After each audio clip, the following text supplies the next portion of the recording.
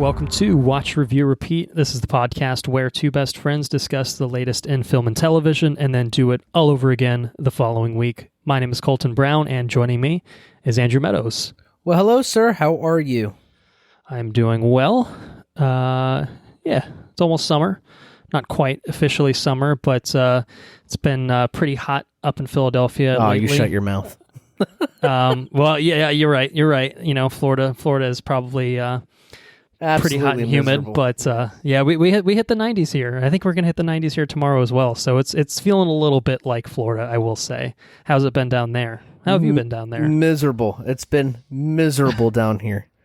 Selling some cars? Yeah. Business has picked back up. It's starting to feel a little bit more. I hate to use the word normal, but it's starting to feel more normal, I suppose. Seemed like Florida was in a hurry to get back to normalcy, but hopefully everyone is still staying safe. Regardless, we still do not have a vaccine, so best practices and all. So that's our official podcast recommendation.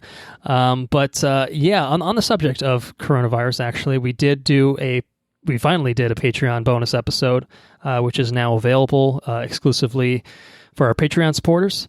And it was a COVID-19 pandemic special in which Dr. Enrique Jamie, many-time guest of this show, joined us to talk about 6 movies that all involve viruses. We also talked about viruses kind of just generally. We talked about COVID-19 specifically. And those 6 films, a very wide range of films spanning literal decades in terms of time, very different genres and stuff. So hopefully everyone will have a chance to either check that out moving forward or has already had a chance to check it out and listen to it. The 6 films that we covered, just so our listeners on the regular feed are aware, were The Seventh Seal, 28 Days Later, 28 Weeks Later, what else do we cover? 12 Monkeys, and then Contagion, and then one more. What was the last one? God, I'm already losing track of them. What was Seventh Seal, 12 Monkeys, Contagion. Got those. Contagion. We watched The Host. The Host. Host was the last one that was missing. Okay. Yep. That's right. Yep. So that's all 6. Not exactly in that order. I was trying to remember them as I went along. I just put the title of the episode and thought I'd remember it. But yeah, all good films. Highly recommend everyone check that episode out. Patreon.com/watch review repeat. $2 a month is what we ask for our Patreon supporters, and you get early access to bonus episodes like that, and early access to all regular episodes like this. And this regular episode it's a bit of a throwback. It's the first double feature we've done in quite some time. We're covering 2 films that came out exclusive to streaming. Most of us are still stuck at home. Theaters are largely still closed, although some states are embracing Phase 2, motherfucker. normalcy. But still closed up in PA, we'll say that, probably for the foreseeable future, although I'm seeing something about California potentially looking at a 25% capacity reopening in the next week or so, potentially. So, yeah. I'd like to say that it doesn't do a lot of myself, good opening theaters when there's, literally, what is playing? Like, they're open there, right? AMC's not even open. Oh, okay. So it's probably just like smaller theaters maybe that do second run stuff anyway. Which AMC does, like, festival runs and all sorts of stuff. Like, I don't know why they just wouldn't... That's true. I don't know why they wouldn't open up and show Ghibli movies or something, you know? Well, it's because people are watching them on HBO Max, probably. That's true. But yeah, two films by the name of The Lovebirds and The Vast of Night. One is a Netflix film, a Netflix acquisition, and the other is an Amazon Prime. I don't know if original is quite the right word, but exclusively streaming on Amazon Prime, we'll say. So yeah, very different films.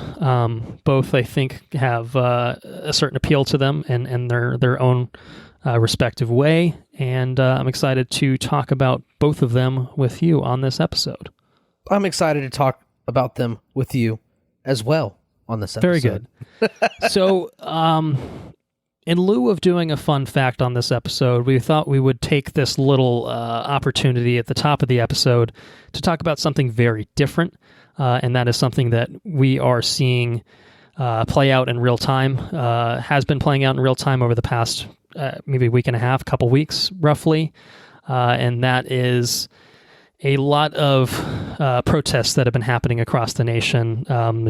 It was just recently a huge one, I think, estimated 10 to 20,000 people ish in Philadelphia. I'm not sure where they landed in terms of the exact figures. I myself was there for a chunk of it, and peaceful protesting going on, basically decrying white supremacy and police brutality, and emphatically saying that Black Lives Matter. And so we at the podcast haven't really said anything on our part until now, but I think now is a good opportunity to say something, and I think it's an opportunity for us to get out there and say, from two white people who, we owe it to Black people in this nation everywhere to speak up and be part of the voices that are part of this movement. It's important for us to use our white privilege in a way that can hopefully affect change in the long term, but if nothing else, just raise awareness and spread the message that Black lives matter. They do matter. Yeah. And there are things that we can do. There are things that you can do as a listener to make that message louder, to make it heard.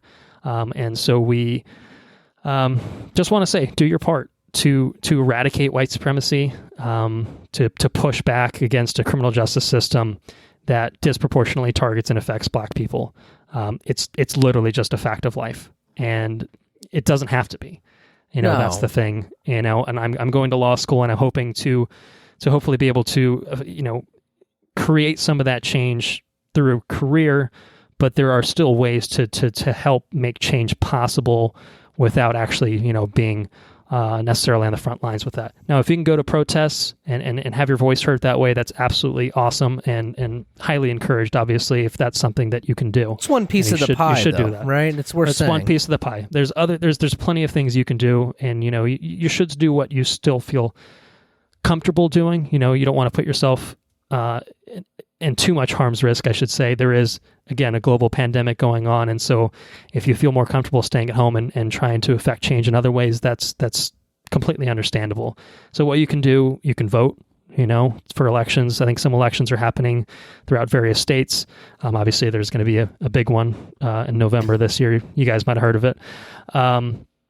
That's one place to make your voice heard. But you can donate.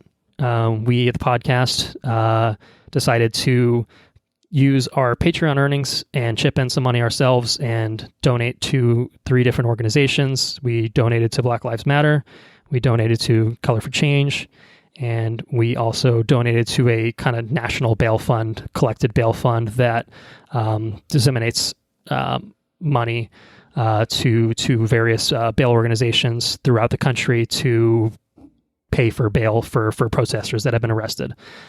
So that's just one small part that we did in terms of donations, but we thought it'd be a good time for us to use some of the money that has been sent our way and redirect that to places and areas of need. And beyond that, I think basically in terms of maybe some things that relate more specifically to the podcast in terms of what we cover. This is a very media-focused podcast, and so we think that there are some media-based ways that you can further your own anti-racist education and in the process support various Black voices. And so with the help of Anna, who has appeared on this podcast before recently, who has a minor in critical race and ethnic studies. She helped put together, just a very small sampling of certain books, podcasts, film, TV shows that you yourself can watch, read, consume at this point to basically increase your own awareness of what's going on in the world. And it's okay to not know everything. I certainly even 2 weeks ago was pretty ignorant on a lot of things. Even being, mired in law school and seeing a lot of the injustice through court decisions and such.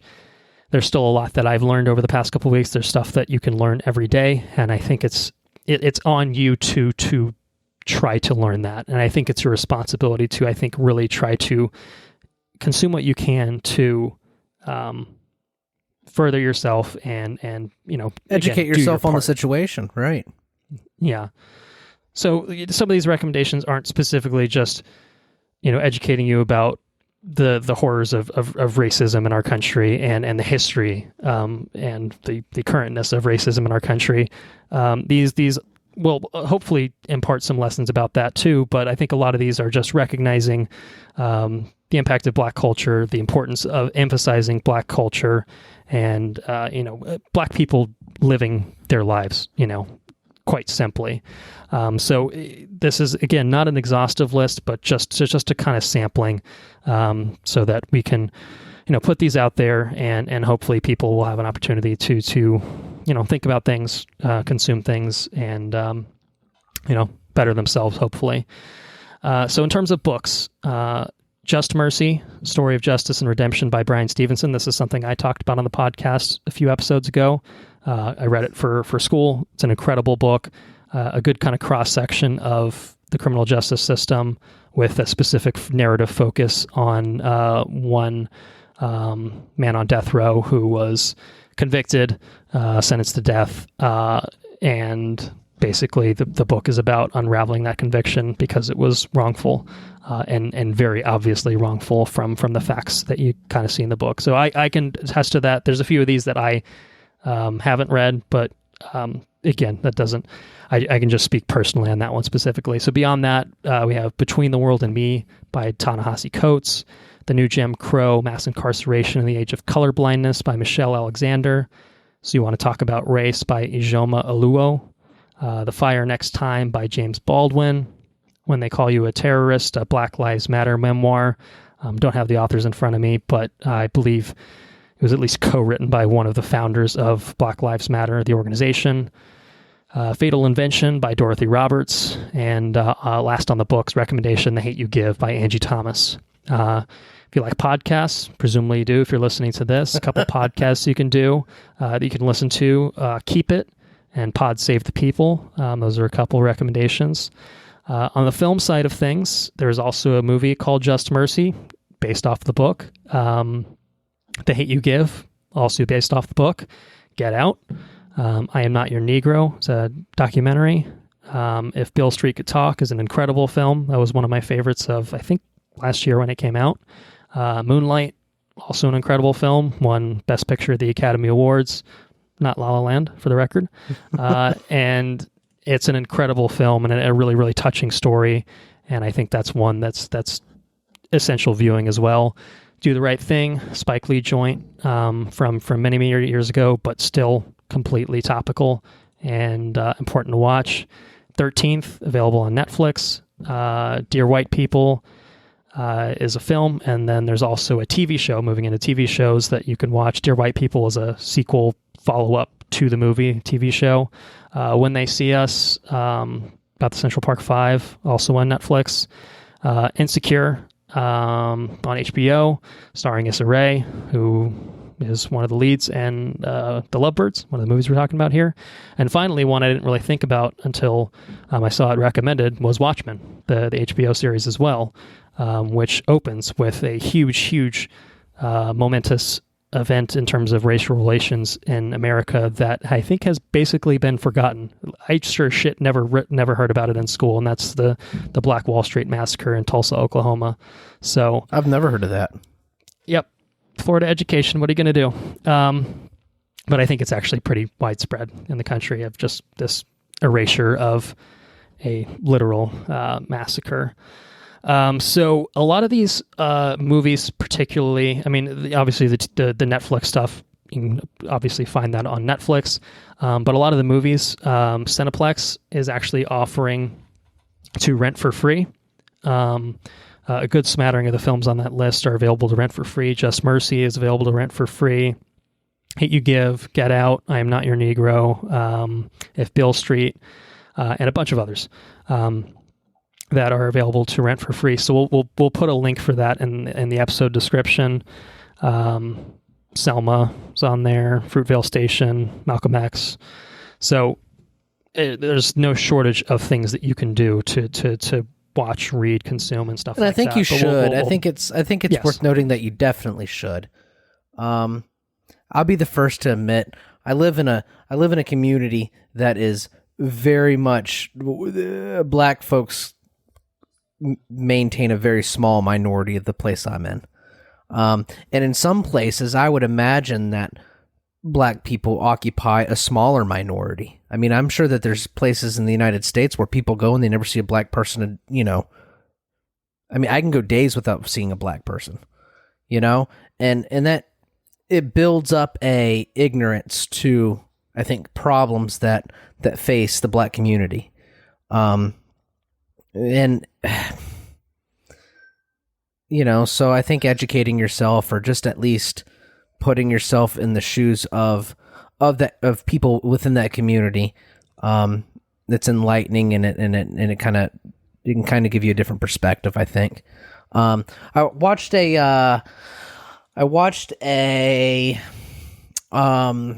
there was a documentary made by I don't know exactly who it was made by, but it was made by someone that lived in Zephyr Hills. They were black, and it talked about the history of the black community within Zephyr Hills, which is the community I live in. It was like 45 minutes, and the things that happened in Zephyr Hills, like, for example, the black community in Zephyr Hills didn't have paved streets until like 99. They didn't have paved lit streets until 1999, which is bonkers. Everything, they weren't even, here's the crazy thing, I don't want to get off on a tangent, but the documentary was awesome. Until like 2010, so the black community was pretty much annexed beyond the tracks. There were local small communities beyond the railroad tracks, and these communities were in Pasco County, but they weren't annexed into the city. So they couldn't vote. They couldn't vote within their own community. They lived and went to church and they participated in the city, but they couldn't vote for legislation or people that ran the city. They had no voice within the city. And it's because they were purposely annexed out of the city until like 2010 or something ridiculous. I would imagine Zephyr Hills is just a small, 15,000 person town, right? Mm-hmm. Yeah. I imagine that stuff happens all over the country, and it's, yeah, I'm sure. Oh, it's, we watched it at work because Trevor found it. One of my coworkers found it at work. And so we sat there and watched it on Saturday. It was during COVID, so it was dead anyways. And it took everything I had not to just like sit. I cry easy anyways. But I was blinking back tears, man. It was hard to watch. Just knowing that the community you live in was, I don't know. It just plays such a larger role in everything than we care to admit.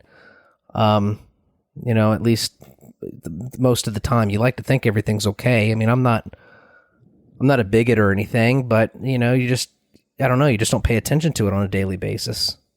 No, that's the white privilege. That's the advantage of being white. That's exactly right. it. That's the epitome of white privilege, right? You don't absolutely. Yeah. So, I feel bad about it. I don't know. It's a weird time. I don't know how to. I don't know. It's okay. I think it's okay to accept that and recognize it for what it is. I think the wrong response is to get defensive about it. Yeah. It's okay. It's okay to be uncomfortable with it, but you do have to accept that, and I think that's why it's important to step up to the plate, is because you have that opportunity to do so in a way that Black people and people of color just simply cannot. And so it's important.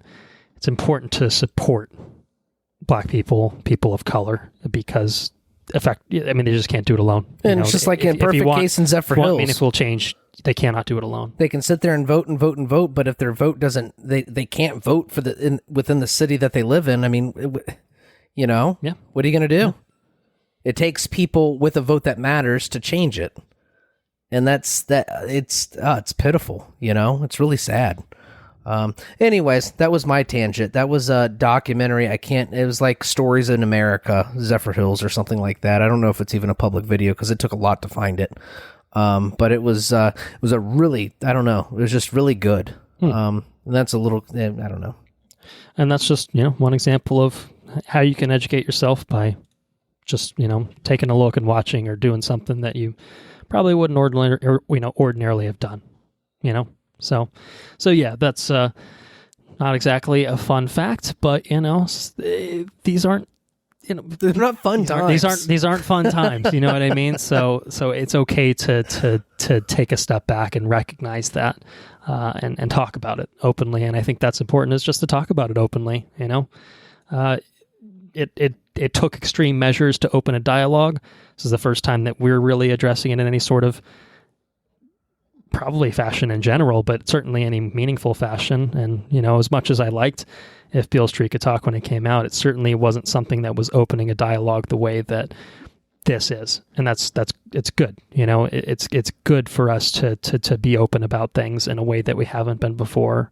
And use our voices. And it's not just America too, which is so profound. You look, I mean, pictures of around the world, people are speaking up. I mean, it's really a profound time right now, It's a time where we can kind of look back and look on ourselves and kind of feel kind of shitty about the way we've been, but at the same time, I mean, it's kind of a beautiful thing to see everybody kind of stepping up, and I really think positive change is going to happen when you have this kind of momentum behind something, I think.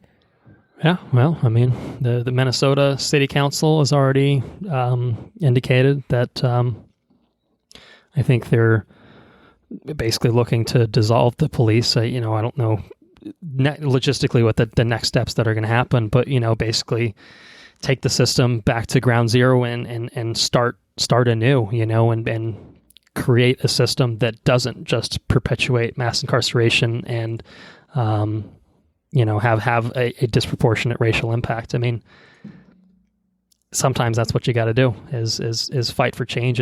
There's nothing wrong with that. I mean, with the civil rights movement is like, you got to fight for change. And so that's what we're seeing, in our lives today is a fight for change. So it's a movement that's obviously been long overdue, and we've seen incremental steps to theoretically, push things in the right direction. But obviously, at a certain point, enough becomes enough, and here we are. So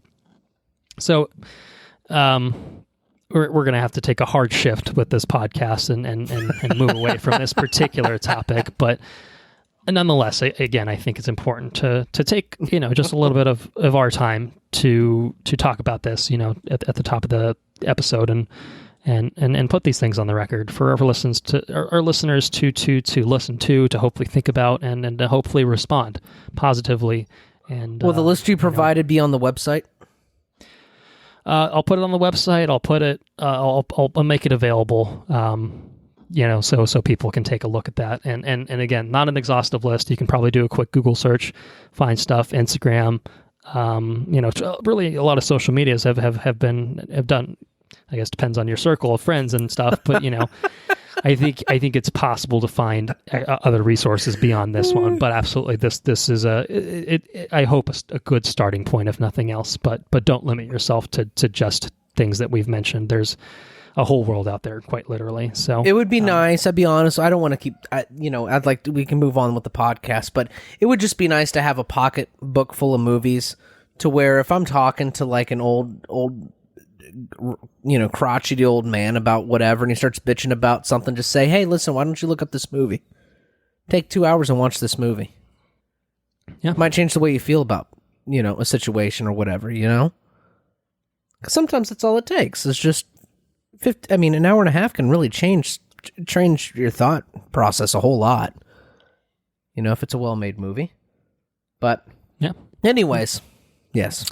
Moving forward. Anyways, a very, very dramatic anyways. Yeah, really shifting gears here. So we are going to move into the news for this week, which admittedly I feel is pretty light on anything overly exciting. I wouldn't, maybe... You shut up. There's something good in here. Oh, you're excited about something. Okay, well, I'm excited about two things. Probably eventually, but okay. I'm not going to say that there isn't. There's not bad things in here. I just, I think it's probably one of those times where there are bigger things happening in the world. What's the rush of throwing some stuff in there? Like, let's just drop a Dune trailer in the midst of everything might be kind of looked upon poorly, perhaps. So no Dune trailer to talk about, but maybe in the coming weeks we'll see.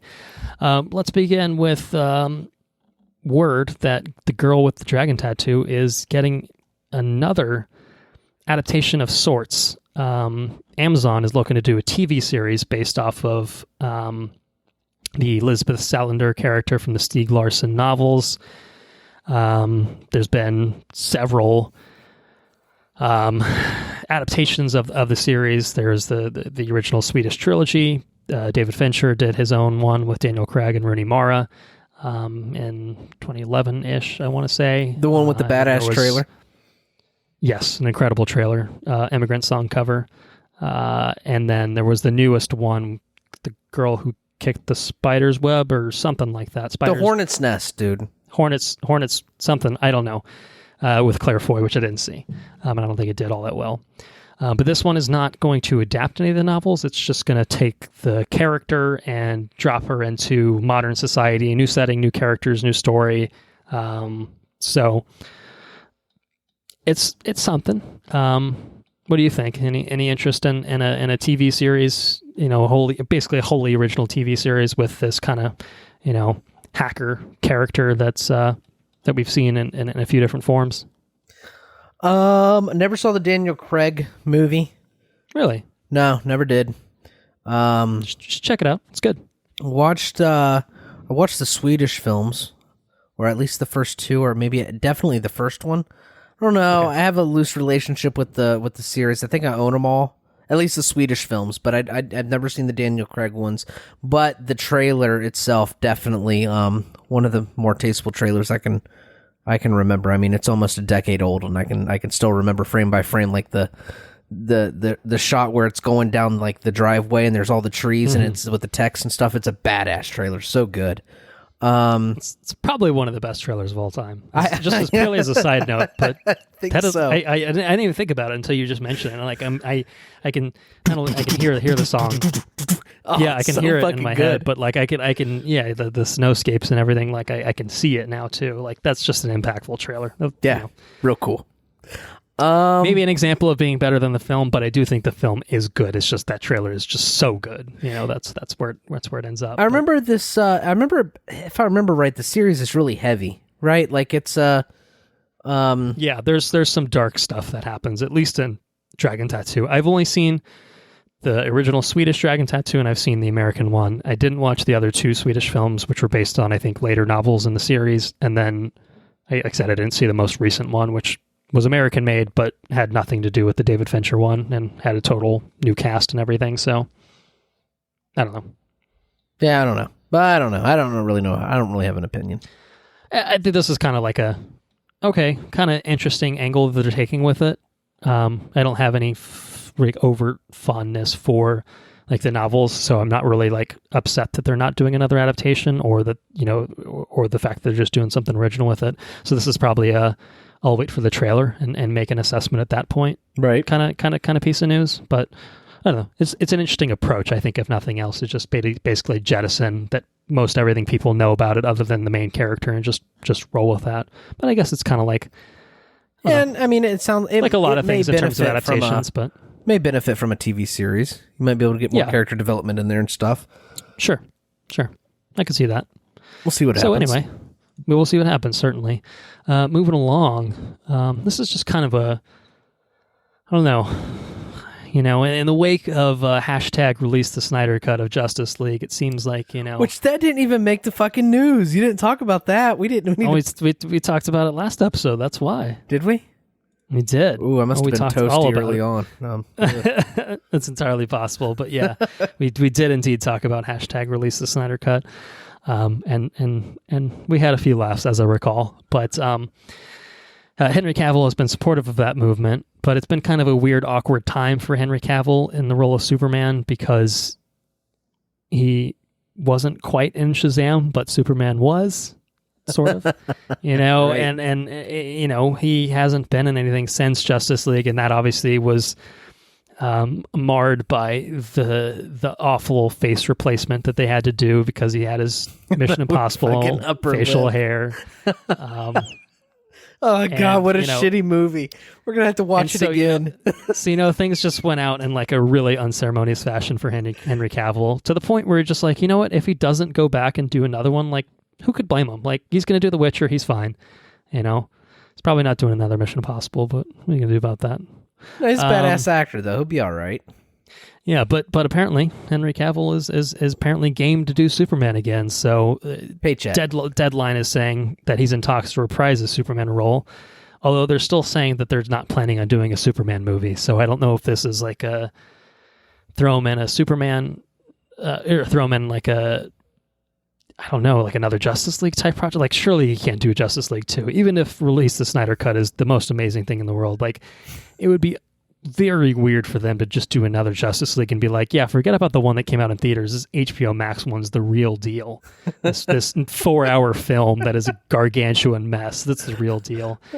So I don't know. It's kind of a weird thing of just being like, yeah, he's not going to be Superman in a Superman movie, but fuck it, we'll chuck him in something else. He'll be in Shazam 2 or Black Adam or I don't know. It's weird. But I like Cavill. Like, I feel like he's a good Superman. Short-changed. He'd be a great Superman. Yeah, just let him be fucking Superman. Let him be in a movie as Superman where Zack Snyder has absolutely no involvement whatsoever, and it might be like he would be great in a Shazam too. Like, take that Shazam tone, let Henry Cavill do his thing. Like, that could be great. I would be all for that. Hell, even just do a Superman sequel that doesn't have a Man of Steel tone and feel to it. Just let it be Superman. Like, let the thing be the thing. Like, what a concept, I know, but I don't know. So we'll see where this goes. But I thought it was interesting that maybe he's not done hanging up the cape. So we'll see where it goes. Maybe they'll have a Kingdom Come movie. Well, I don't know, because I think they kind of rolled some of the Kingdom Come stuff into the Crisis on Infinite Earths on the CW stuff. Did they? Oh, yeah. Because, Brandon Routh basically played a version of that, which I think was intended to be Old Man Superman. Continuation. I think it was supposed to be basically the same as the Christopher Reeve / Superman Returns Superman, which had kind of turned into a Kingdom Come version of the character, older and a little grayer and hard times have struck kind of character. But I still haven't watched Crisis on Infinite. It's probably better than Justice League. How much. Yeah, I'd hope so. It's coming from the CW, I don't know. Yeah. But anyway, I think this is a piece of news you're excited about. So why don't you take the reins? Unless you disagree, but I think I'm right. So I'll be honest with you, I don't have the news source up, but Sonic the Hedgehog sequel is in the works. You don't need any more than that. That's all we got. That's it. Paramount says it's happening. Jeff Fowler, the director of the first one's going to come back. The team that I think wrote the script of the first one's going to come. Is basically everyone's back on board, kind of thing. First one did really well. It'll probably be a shoe-in for Best Picture at the 2021 Academy Awards because of the eligibility of about 5 films. It'll be going up against Bloodshot. Best in costume design, best picture, fucking Sonic. Can you imagine that? Yeah. Looking through the history books and seeing Sonic the Hedgehog as like the fucking breaking records for number of awards won by a film. Yeah, I think the Academy will just shut their shit down before they give anything out to Sonic the Hedgehog. But yeah, it's funny. It made a lot of money, and people were pretty happy with it. Wasn't my favorite film, admittedly, but I think I said as much when we had our episode on it that I think a sequel, if it steers clear of this hyper real world environment and gives me more reconnaissance, type moments, I think it could be pretty fun as a video game movie, as video game movies go, I guess. So. And I had a lot of fun with it. I think we were on opposite ends here, I think, if I remember right. And I think the reaction, generally speaking, was pretty positive overall. So I don't think you were alone in your sentiments. I wanted something maybe different out of it, generously speaking. And I think I'm hopeful that like there was enough flourishes in that movie that I could tell that they were fans of the video game. But, it's a franchise that has a few blemishes of its own in terms of its reputation. So it's not uncharacteristic for it to not be perfect, I guess. But I think, why not? Yeah. I think if they double down on the elements that work, we know that Tails is coming in. Bring me some Knuckles the Echidna. Fuck it. Why not? And Jim Carrey just taking it past 11 up to 12 might even be good too. So, absolutely. Sure. All right. Second to last piece of news for the week.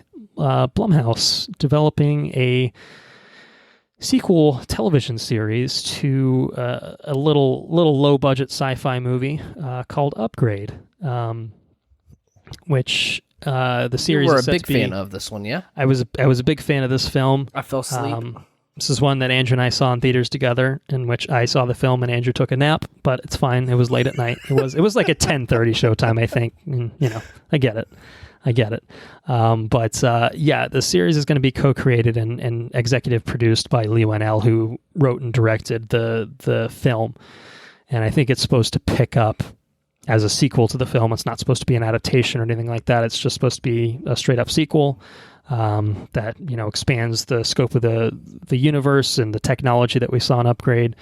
And I think it's really cool. It's actually exciting. I don't know if we knew anything about where they're going to shop this to in terms of like what channel it would be on, because I feel like there was a little bit of gore to the movie that I almost feel like it has to be on something that allows for that. But I guess if you just kind of take it in a different direction, it's not necessarily a requirement. But I think it's an incredible film. I again highly recommend it because I still don't think you've seen it, Andrew, if I'm not mistaken. No, I haven't. So definitely check it out. It's a super cool film, as I have said several times before, and will almost certainly say again. It is the best Venom film of 2018. For the record, 2018 is when Venom also came out. So it's just this really cool sci-fi concept that uses a low budget to perfection. It disguises it in a way that you would never be able to guess how much money was actually spent in the making of it. Very, very smart filmmaking. Leigh Whannell also did The Invisible Man earlier this year, and that was another example of him just using a low budget and disguising it in ways that, make it look like it cost many more millions than it actually did. But it's just a cool, interesting concept of this basically chip that I think it's implanted into like the neck or the spine that gives this man mobility, and then it's the artificial of the chip kind of fighting for control of the body, in the way that the Venom and the symbiote host relationship work. So it's cool stuff. Excited to see what they do with the series. I think it's cool. And it seems like they're, not just taking the concept and running with it and not letting the original creators be involved in it, but it seems like, it's been a few years since the movie. It's a couple of years since the movie came out. Maybe there's been time. God, has it really think been about that long? Yeah, 2018. So it's not like they're just rushing this out to get out there. Like it seems like maybe there's a natural way to continue the story, and hopefully they've found that here. So I'm excited to see where this goes. I think there's a lot of potential here, definitely, just based on the film itself. Now, from what I remember, it was a pretty badass movie. From what little bit I saw, I have a tendency to wake up when everybody's reacting to shit, and when I woke up, shit was going down, and it was fucking cool. But I don't remember it in a whole lot. But No. You're awfully enthusiastic about it, and if you're awfully enthusiastic about it, I'll probably thoroughly enjoy it. It's a tight, like maybe 90, 100 minute. It's like a lean movie. Like it's something that's and punchy, I like lean. Doesn't overstay its welcome. Yeah, and I think that I think you definitely enjoy it. So I recommend it to you, but more broadly, I just recommend it to our listeners as well. Not sure if it's streaming anywhere, unfortunately, but I think I got the Blu-ray for like $10, I think, a while back. So I'm sure that's an option too. But anyway, mentioned The Invisible Man, and Universal is moving on ahead with yet another relaunch of the monster universe. Not quite the dark universe. I think they're still done with the dark universe at this point. Blumhouse? Is Blumhouse doing this? I jumped ahead. I'm sorry. Actually, I'm not sure. But as far as I know, it's just Universal working on this. But they're working on a new version of The Wolfman, 2-star Ryan Gosling.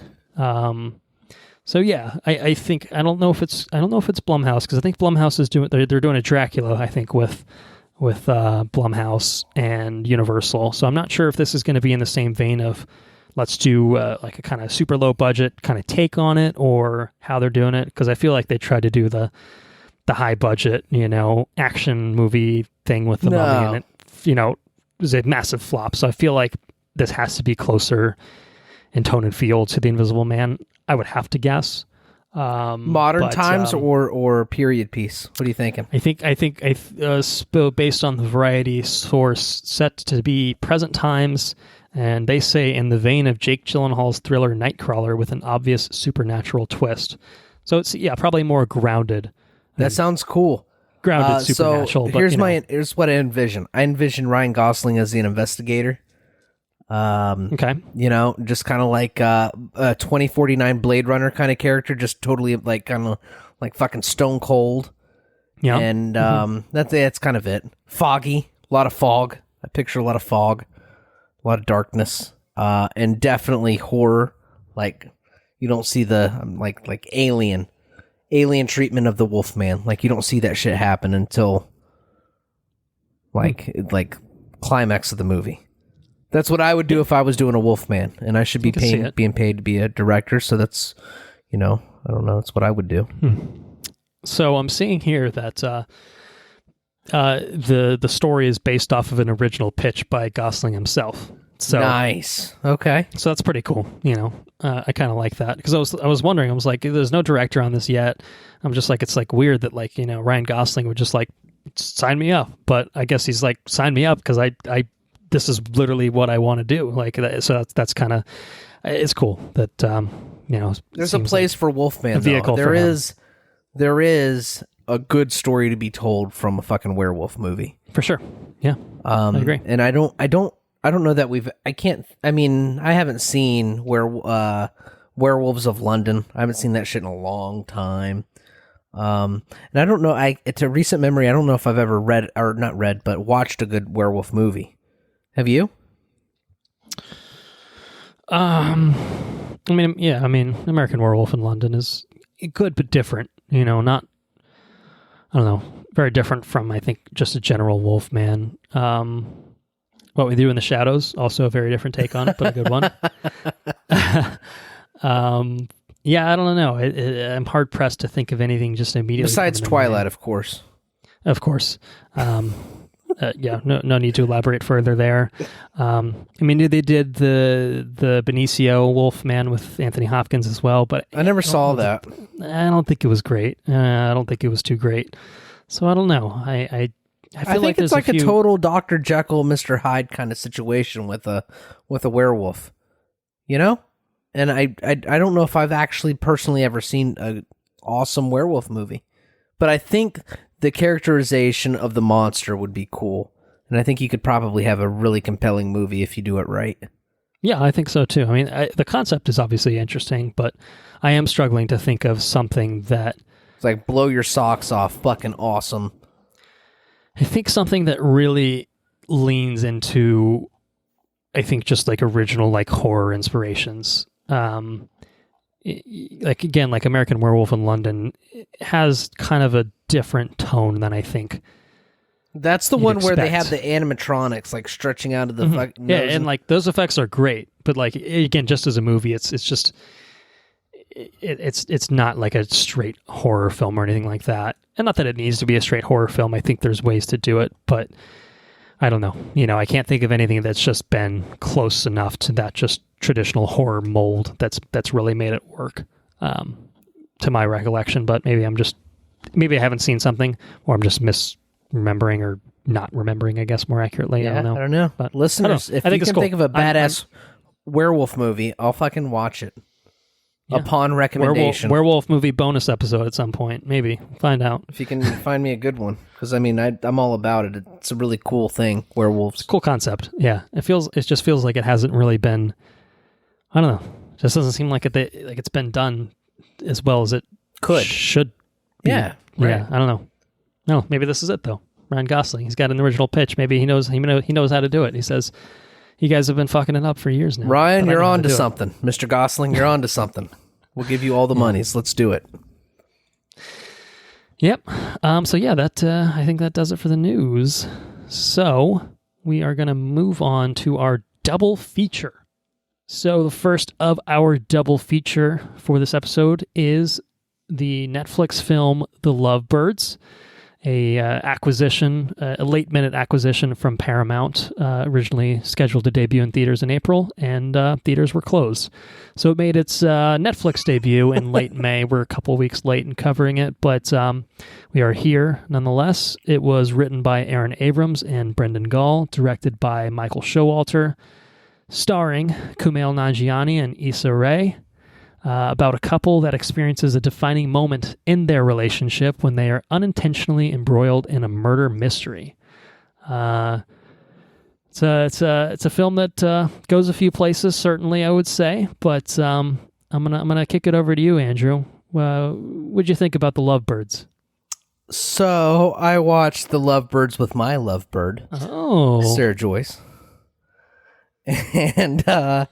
and we, she fell asleep the first time. She finished up with it when I went to work. But I tell you what, I did enjoy. The trailer made me laugh a whole lot. I had a real fun time watching the trailer. I thought it was okay. I don't know. It wasn't the best movie I've ever seen. I did find it funny in a couple spots, but it definitely wasn't the best. I did enjoy the references to other movies, though. I thought that was kind of funny, kind of cool. They had that Eyes Wide Shut going for it, and I don't know, it's not like the real big only one that I think I caught. If you guys caught any other ones, I'm might be able to acknowledge them, but that was definitely the biggest, most overt one, I think. Now, when you say you guys, is that because we have some guests joining us to talk about The Lovebirds? We might have some guests. I might be sitting here with, once again, my lovebird, Sarah Joyce. Oh my. Hi. Well, hello. The first time on the podcast. Yes, welcome. And she is joining wait, hold on a second. How do we do that? She is joining. I'm getting some head shaking side to side. Why don't I just kick this mic over to the one, the only, Animatus. Hello. Is this my third time on the pod, but I'm really excited that Sarah is here to join, and I'm glad you went back to it even though you fell asleep the first time. Yeah, I really liked it a lot. I was just tired that night and fell asleep with like 20 minutes left, so I had to know what happened. Yeah, but we also watched it in I think technically 3 settings. We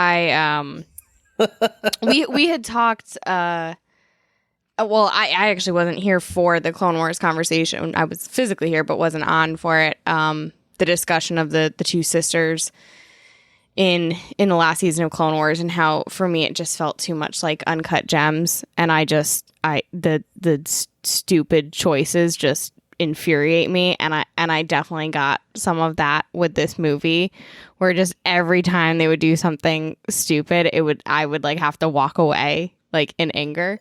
But I love both of them. I love Issa Rae. I love Insecure, which if you haven't watched yet is incredible. You should definitely watch that if you like her.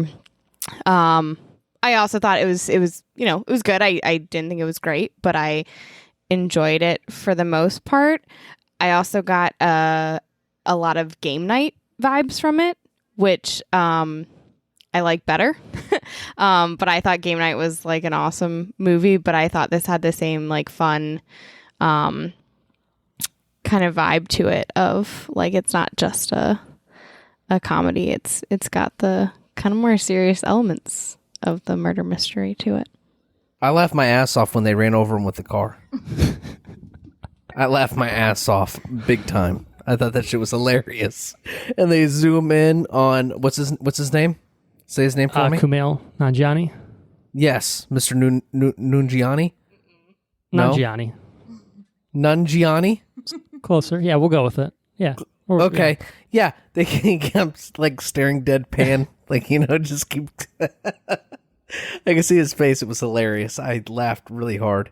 There was a couple spots in this movie that I thought were absolutely hysterical. Yeah.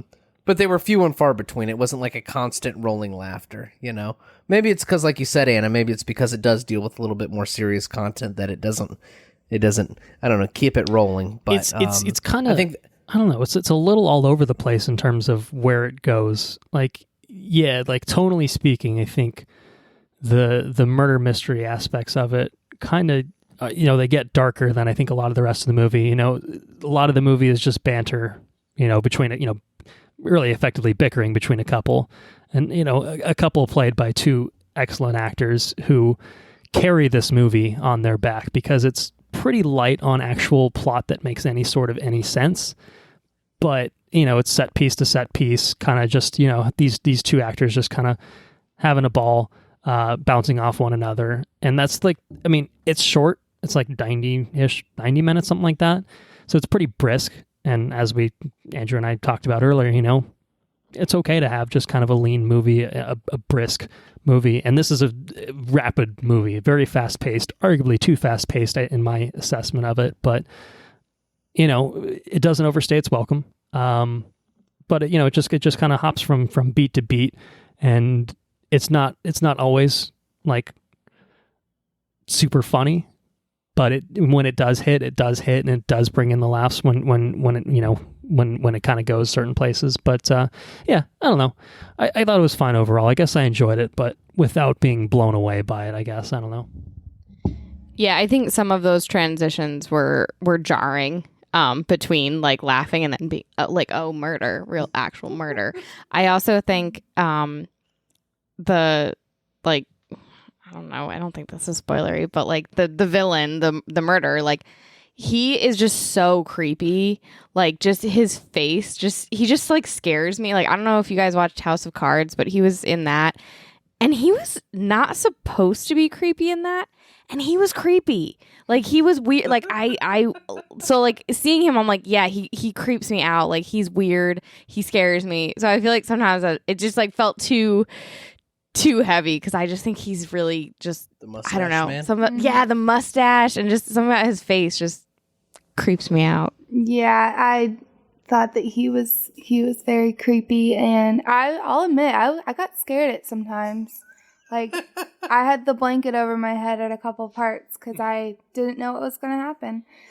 But Colton, going off of like what you said about the characters, like what do you think about like their choice of these two characters that they paired up to be in a relationship? To me, like at the beginning, I was like, these two characters are completely different. Like they couldn't have picked more different people to be in a relationship together.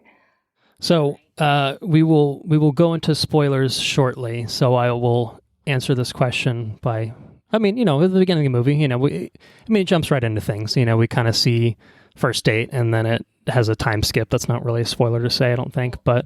And that opening fight, I think, was, for me, one of the funniest parts of the movie. Like, the not the fight, but, like, yeah, the Amazing Race argument, like, to open it up as they're getting ready to go. Mm-hmm. Like, I love that kind of, like, fast-paced back and forth, and I just thought that whole conversation was very funny, and I meant to look, but it, like, I don't know, just, I feel like both of them, that was, like, shining. Like I feel like that's what they both are really good with, like that kind of material, and I thought that part was very good. I thought it was funny too. Yeah, I think there's an obvious thing to say here of your two leads are both people of color, and that's cool to see, and a interracial relationship that doesn't include a white person. Mm-hmm. Refreshing. Also true. So yeah, I think I think it's just a fun pairing of. Yeah, I mean, I think it's unexpected just because you don't really see this sort of thing in film a lot, or television, I guess, a lot for that matter, you know, and I think that's almost why it kind of feels like unexpected initially. But I think, you know, when you get to that Amazing Race argument, you feel the dynamic there. And I think you see a lot of chemistry, I think, with these two leads throughout the whole movie. And again, I say they carry this movie on, I don't know if I said their back or their shoulders, both, arguably. Because it's basically when they are bantering, the movie shines. When it tries to deal with anything plot related, it's generic, fine, I guess, but you know, obviously just not the focus of this film. But I liked the two pairing. I like the pairing here of those two characters. I like the two actors independently of each other, and now having seen them together in this film, I think that they bounce off each other exceptionally well, and enough to carry 90 minutes of film and keep it light enough to be enjoyable, and counteract any sort of plot nonsense that, you know, was cobbled together just to have an excuse to have these two on screen together. Like, fine. Nanjiani's going to play a it's going to be an Eternal. An Eternal. That's it. Yeah, I'm excited about that. He's going to be a super ripped Eternal as well. Although he looked pretty buff here. I don't think he's quite Eternal level buff, but he looked like he was in good shape.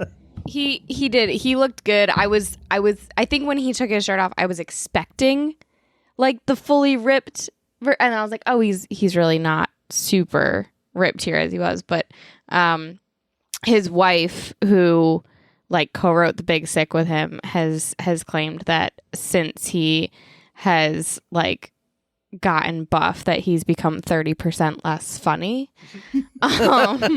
So it's because he's fucking miserable. That's why. Yeah, I don't think it was quite 30%. So that's why I think this is somewhere between his original state and his Eternals state.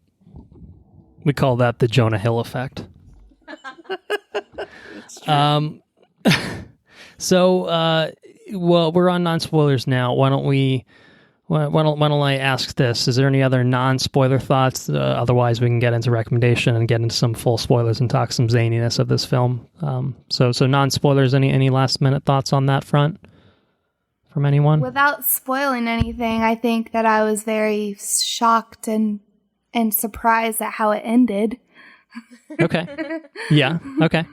I told we'll Andrew talk about that when he got home that day. I said I watched the end of it, and I was not expecting that to happen. Okay. Andrew, any thoughts on your end? No thoughts. All right. I think I'm getting a head shake from Anna, so I think we can go ahead and move into no head shake. recommendation. No head shake. Head shake. A side to side head shake indicating I do not have anything else. No to additional add at this current thoughts. Juncture. So. Some spoilery thoughts. We'll get there shortly. So recommendations, Sarah, we got to get you up to speed on the classic watch, review, repeat rating scale. We have 5 options for you. So starting at the top in terms of, you know, this is the highest recommendation we can offer. We have very yes, and Andrew can remind you of this because none of this makes any sense whatsoever. So if you don't understand it, no shame. Very yes is the best we offer. Yes is the second best. The middle ground is totally fine. Below that is fine, and then, you know, bottom of the barrel, this sucks, I don't like it, is shithouse. And Andrew's giving us a middle finger to demonstrate just how bad that can be. So, turning it over to whoever wants to jump in on a recommendation, where would you stand on this? Now, obviously, this is, you know, if you have Netflix, you can stream this, so, you know, you can jump in for 5 minutes and get out if you want. But, Anna, do you have any thoughts while we kick it to you?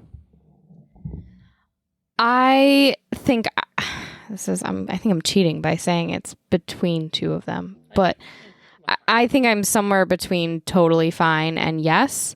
I think like the movie as a whole, I'm like, yeah, this is fine. This is fine. This is good, I guess. I think what puts it at like, yeah, you should watch this is that I think Kumail and Issa are just awesome, and I shouldn't say that I would watch him in anything because I won't. But I'll watch her in anything that she's in ever. And Issa Rae is incredibly talented and funny, and I just really love her. And I think if you like her at all, it's absolutely worth watching. And I think if you liked stuff like Game Night, and there was another one like that on Netflix, oh god, I didn't watch it, but that The Babysitter? No, the Adam Sandler, Jennifer Aniston, like murder mystery you one. watched that, I think it was Sarah? literally called Murder Mystery. That's the one with Adam Sandler and Jennifer Aniston. I assume it's the same vibe, but like I feel like if you liked Game Night, like you might like this, while recognizing that this is not as good as Game Night. So yeah, somewhere in between Totally Fine and yes, I think worth watching for those two actors. Andrew, Sarah, where do you stand? Either of you? I'm gonna go with yes. I I Okay. recommend watching it. I mean, I thought it was a good mixture of funny and also like it had that love story, of course, which I love, and it also, scared me at some parts. So I thought it was a good combination of all that, and the characters, of course, were great. And yeah, you don't expect what's gonna happen. Andrew, where do you stand? I think the show's... I just think it's totally fine. All right. I think it's a totally fun show. Like, I just, like it made me laugh a little bit. It's totally fine, It I don't know. It's just kind of inconsistent with like, if you're going to go for one, it kind of didn't blend from like a funny, serious kind of thing. It was either funny or it was kind of serious, and it just didn't blend the two together, Yeah. And that's kind of where I'm at. Like it just, I don't know, it failed in that respect, in my opinion, which kind of made it a staggering experience. Like you're either funny or you spend like 15 minutes just like how am I supposed to feel about X, Y, and Z? You know what I mean? And then you laugh again, right? I either want one or the other, or there just needs to be a better blending of the two. I thought Knives Out did a far superior job of the murder mystery genre. Maybe like one of the fucking best, I think. But this was totally okay. It's totally fine. It's fine. It's totally fine. I will co-sign that. I'm going to go with totally fine on my end. When it ended, I kind of just felt, meh, okay. Like, it wasn't cold to it or anything like that, but it did, this is not a film that's going to leave a lasting impression on me, other than just to make me want to watch better projects that either of these talented actors are involved in. Like, that's probably kind of what the bottom line is going to be for me. And it was directed by the same director that did The Big Sick, which is a vastly superior film with Kumail Nanjiani in it. Insecure, I should check out on HBO to get some more Issa Rae. You technically have seen. I sort of. I've seen a very small segment of that show, but it's been a while.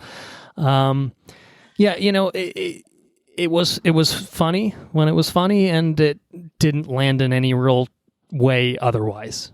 The serious bits weren't good. It wasn't. It was tonally jarring, I think, more than it's okay to have different tones in a film, but it was jarring more than anything else in this, and just didn't work together, I think, the way that it was probably intended to. But for a Netflix film, the caveat of, hey, if this had come out in theaters, I think I probably would be more disappointed. But as a Netflix film, as kind of a 90-minute diversion on Netflix, I think you could do far worse. That's right. Maybe you could do better, but I think, for something that's new and out there and perfect again, acquisition is what you're trying to say. I think this is a solid film to put on Netflix. It feels like the right kind of film to sit on that type of platform. And for what it's going for, I can't be too critical of it, I guess, overall, other than to say, what, it's short, sweet, it's got some funny moments in it, and that's probably going to be enough. And it was enough for me to say that I don't regret my time with it. But it certainly could have been more. with a little bit more effort with, I think, the plot elements of it to try to make it seem like more than just, improvisation meant for again, two very talented people. But yeah, totally fine's where I stand on it. All right, let's jump into some full spoilers for the Lovebirds at this time. Who has some spoilery thoughts to share? I do. I think I said jarring about the transitions before, and I think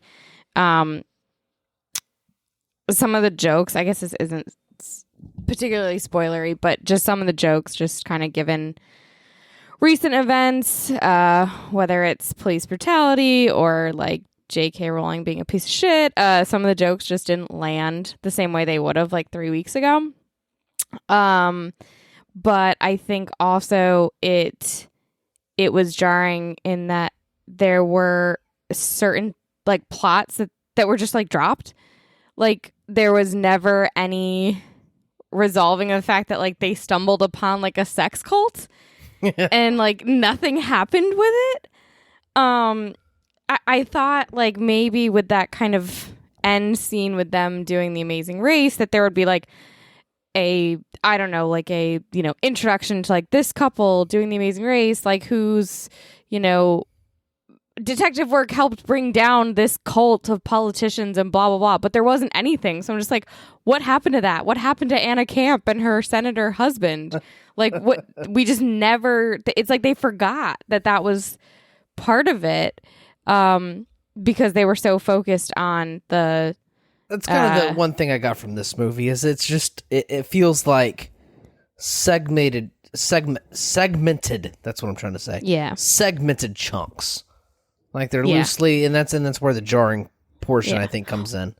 Well, and even like the bicyclist at the beginning, it's like the only discussion we get of him is that he's an environmentalist or something. Like that's the one like mention of who he is, and like he clearly doesn't look like, I don't know, like super sophisticated or whatever, and yet he's part of this like creepy like orgy club of like influential like politicians and stuff like that. Like it just feels very random that he's part of that in the first place, and then we don't get any resolution like with that, and then like there's nothing. They just like there's nothing. Why is Anna Camp even in this movie? It's so random. They clearly just did it for her like southern accent in the trailers.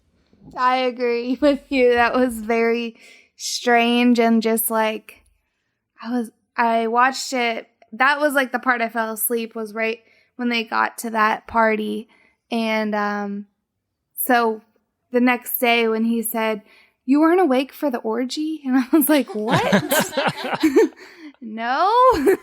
So I was like, I guess I gotta go watch it.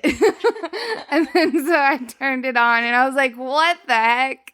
This is strange. But I don't know. Yeah, I was very I was a little like weirded out by it. Yeah, it's like they did it for the shock value and then like forgot that they could have made it part of the plot. Yeah. But they just mostly threw it in there for the Issa sex jokes. Mm-hmm. So I didn't see it coming. I think there was a couple moments that when Anna and I were watching it, like we're like, oh, this was in the trailer. Mm-hmm. And I do remember seeing something like when they have like the masquerade masks on. And I remember, they take that off. That moment's in the trailer. But I guess I just wasn't expecting that context. Certainly. I don't know that any of us were from the sound of it. So that was an unexpected turn in events. But yeah, I just, I don't really have a whole lot else to say other than like they built it into the movie just so they could have the shock value there, and then it was unceremoniously dropped as soon as it was inconvenient for them to do anything else with it. So I don't know. Not that this movie needed to be like the most convoluted, complex, and tightly woven right. murder mystery story of all time, but it really felt like they just didn't give much of a shit about that aspect of it. And again, it was an excuse to have these two people in various sketches throughout the movie, which were, I think, in and of themselves pretty good, just drop them in at different circumstance, give them some funny clothes to wear here and there. Fine. It was fun. I think we talked about the glass breaking scene was pretty good when they're trying to get in the frat boys home, I think. There's a lot of like good funny moments in this overall. They're just independent sketches, and they're kind of just put together, right? And that's kind of where I was at with the movie. It just, because of that, the inherent way they put the movie together, it was independent sketches, just, Yeah. So. And one thing I will say, and perhaps some defense of the movie is, as Anna mentioned, we did watch it in several chunks, and for a short movie, basically, it's not a movie that you need to watch. It's not an Irishman. It's not something you need to watch in 17 chunks because it's so long and drawn out that you absolutely have to. It's obviously designed to be a small and kind of tight-knit and fast-paced package, but watching it that way really made it feel anticlimactic, I think, in some respects. And I don't know if that's partially the way that we watched it, or if it's just that the movie just doesn't really add up to the sum of its parts. I think it's probably a bit of both. Again, just being somewhat defensive of the fact that, hey, maybe don't watch a 90-minute movie in 3 chunks, like usually not necessary, but it's not the only movie we've been watching in chunks. We'll talk about it later. But any other spoiler thoughts all around? Not really. They have the eyes wide shut thing, which is totally funny. I thought that was a funny part. The running over of the man, that was pretty funny. I thought that shit was fucking hilarious. What is wrong with you? Just the fact that they run over him. It was very casual, and yeah. Again. And it was very casual, just fucking staring. There he is. He's in the back seat, just staring at the guy driving the car, like poof, poof. That shit's making me laugh right now. I think it's funny. I don't know what it is. And even I meant to ask you about the jokes. The jokes that aren't landing well that would have landed well 3 weeks ago. Does it, and this is where I get back to the BLM. Does it make me feel, am I supposed to feel like a bad person because I think that shit's funny? Like, surely not, right? It's still funny even though. I think, yeah, like I think the part, especially the delivery of Issa saying like, "This is me putting my hand over my body cam before I'm beat your ass." Fucking... Like that is it's objectively funny. I think it's really shitty. It's just fucking dark humor, right? It's very dark. I think it'd be one thing if you were someone who wasn't aware of what was happening or like wasn't really engaging with things that were happening, and then you're like laughing at jokes at the expense, about like please. No, clearly it's a level. fucking dark humor kind of thing. Yeah, right? I don't think that's what this is, because I think there's an awareness, and like I said, that's why I don't think they're landing the same as they would be, because I remember watching that in the trailers like months ago, and like, because I think, honestly, I think part of the funniest is like, yeah, fuck cops, they suck. Like they do that shit. That's real. That's something they actually do. Yeah, exactly. So it's mocking of cops as well. But I think, yeah, it just kind of, it just for me like felt a little different after seeing like pictures from this past week of like cops putting tape over their body cams before going to protests and stuff like that. So it was just a little like too real, I think, in certain ways, but also still funny. No, that's just it. We know that there's really fucking shitty people, That's just it. I don't know.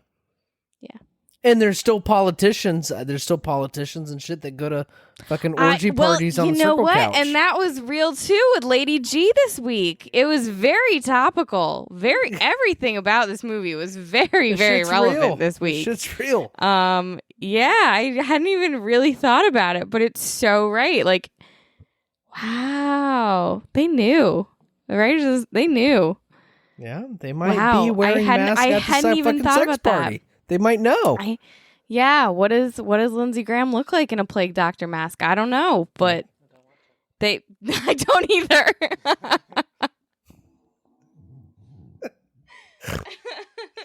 That's just it. It's the dark corners of fucking humanity. That's what it is, you know? And if you don't laugh about it, you fucking cry about it. So you might as well laugh about it, I guess. But I remember a funny part when they broke into the frat boys' place, and they're the frat boy sees them, and then they're like questioning him, but I don't remember what they were saying. And I was like dying laughing at that part. They were just questioning him like, bitch. They kept calling him a bitch. Beanbag bitch. What are you gonna do about it? At least a Brett Kavanaugh Jr. joke in there somewhere. Yeah, that's exactly what they did. That was the part I laughed my ass off about, was the fucking Kavanaugh joke. That guy just looked like such a douchebag. Like I feel bad for him because like but like that man just looked like a Kavanaugh dude. Yeah. He looked like Joffrey as a frat bro. And the fucking bacon jokes. The rednecks talking about throwing bacon grease on his face. He's like, I don't know what the fucking bacon grease. It's fucking hot. Melt my skin. I'm like, no, you're completely. I was distracted in that scene by how stupid the bacon grease looked. Yeah, no. It would look like water. I was like, that's not even bacon grease. No, yeah, but that's the I think the point of that scene is like he's completely thrown off by why they want to throw fucking bacon grease on his face, but the rednecks think, he's a fucking he's brown. He must hate he must hate bacon, so we're gonna throw bacon grease on his face.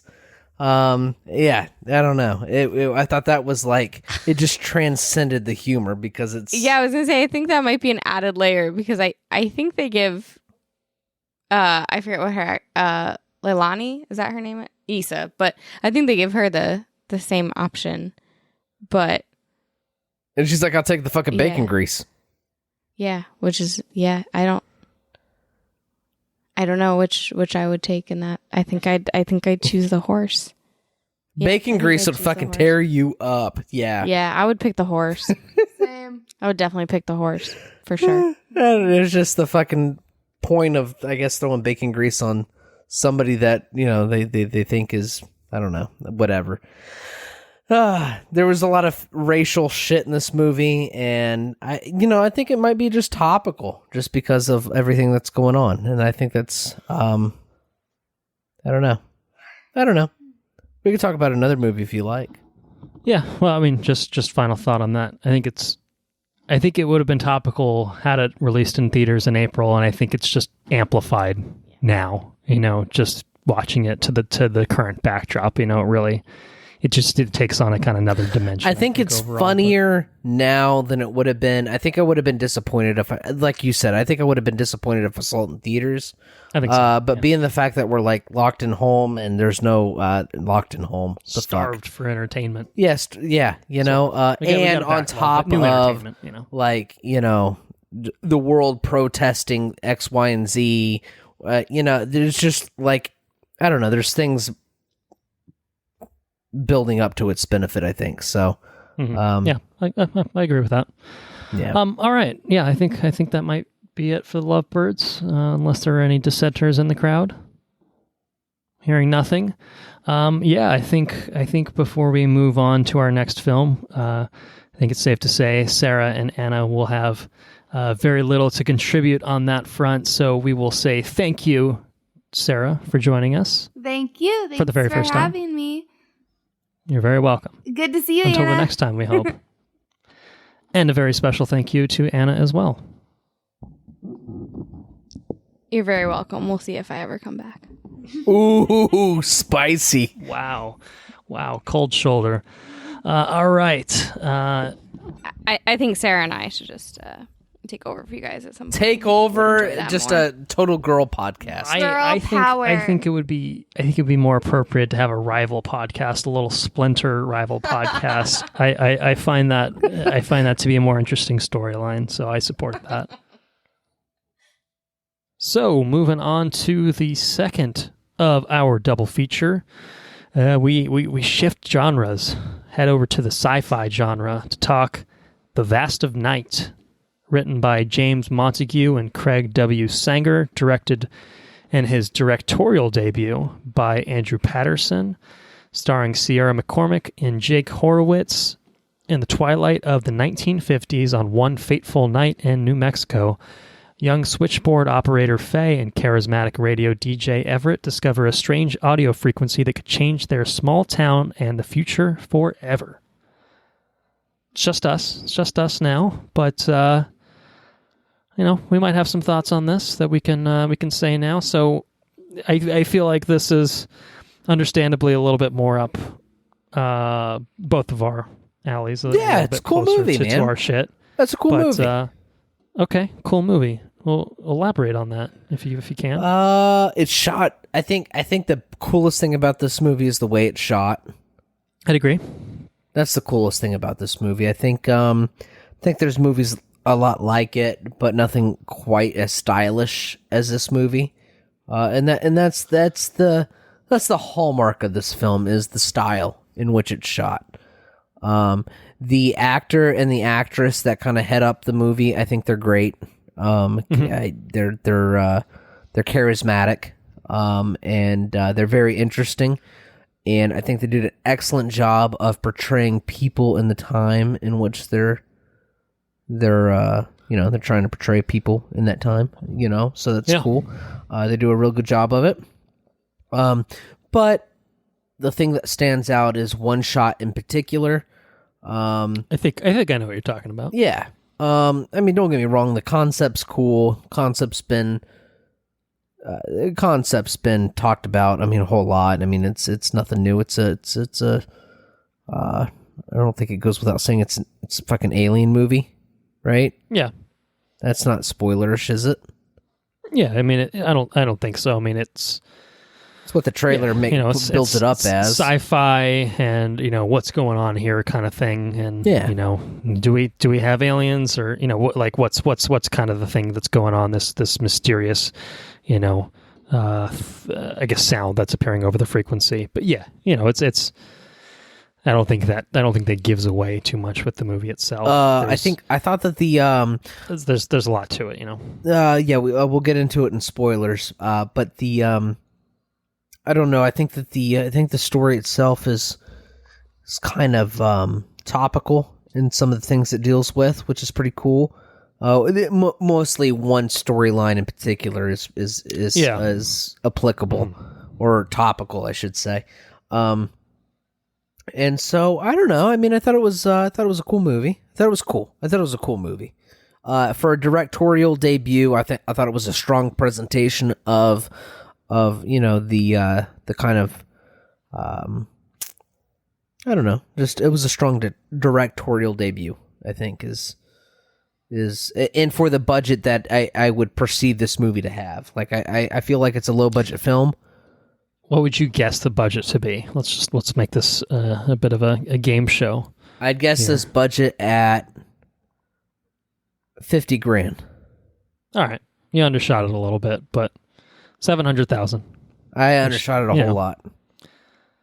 But still, anything under $1 million is very low. Yeah, budget. $700,000 for this movie. $50,000, I guess, is probably pretty impossible. I suppose that's probably unrealistic. But that's like Clerks, Kevin Smith days kind of budget. Yeah, the dolly itself probably cost $50,000 for this movie.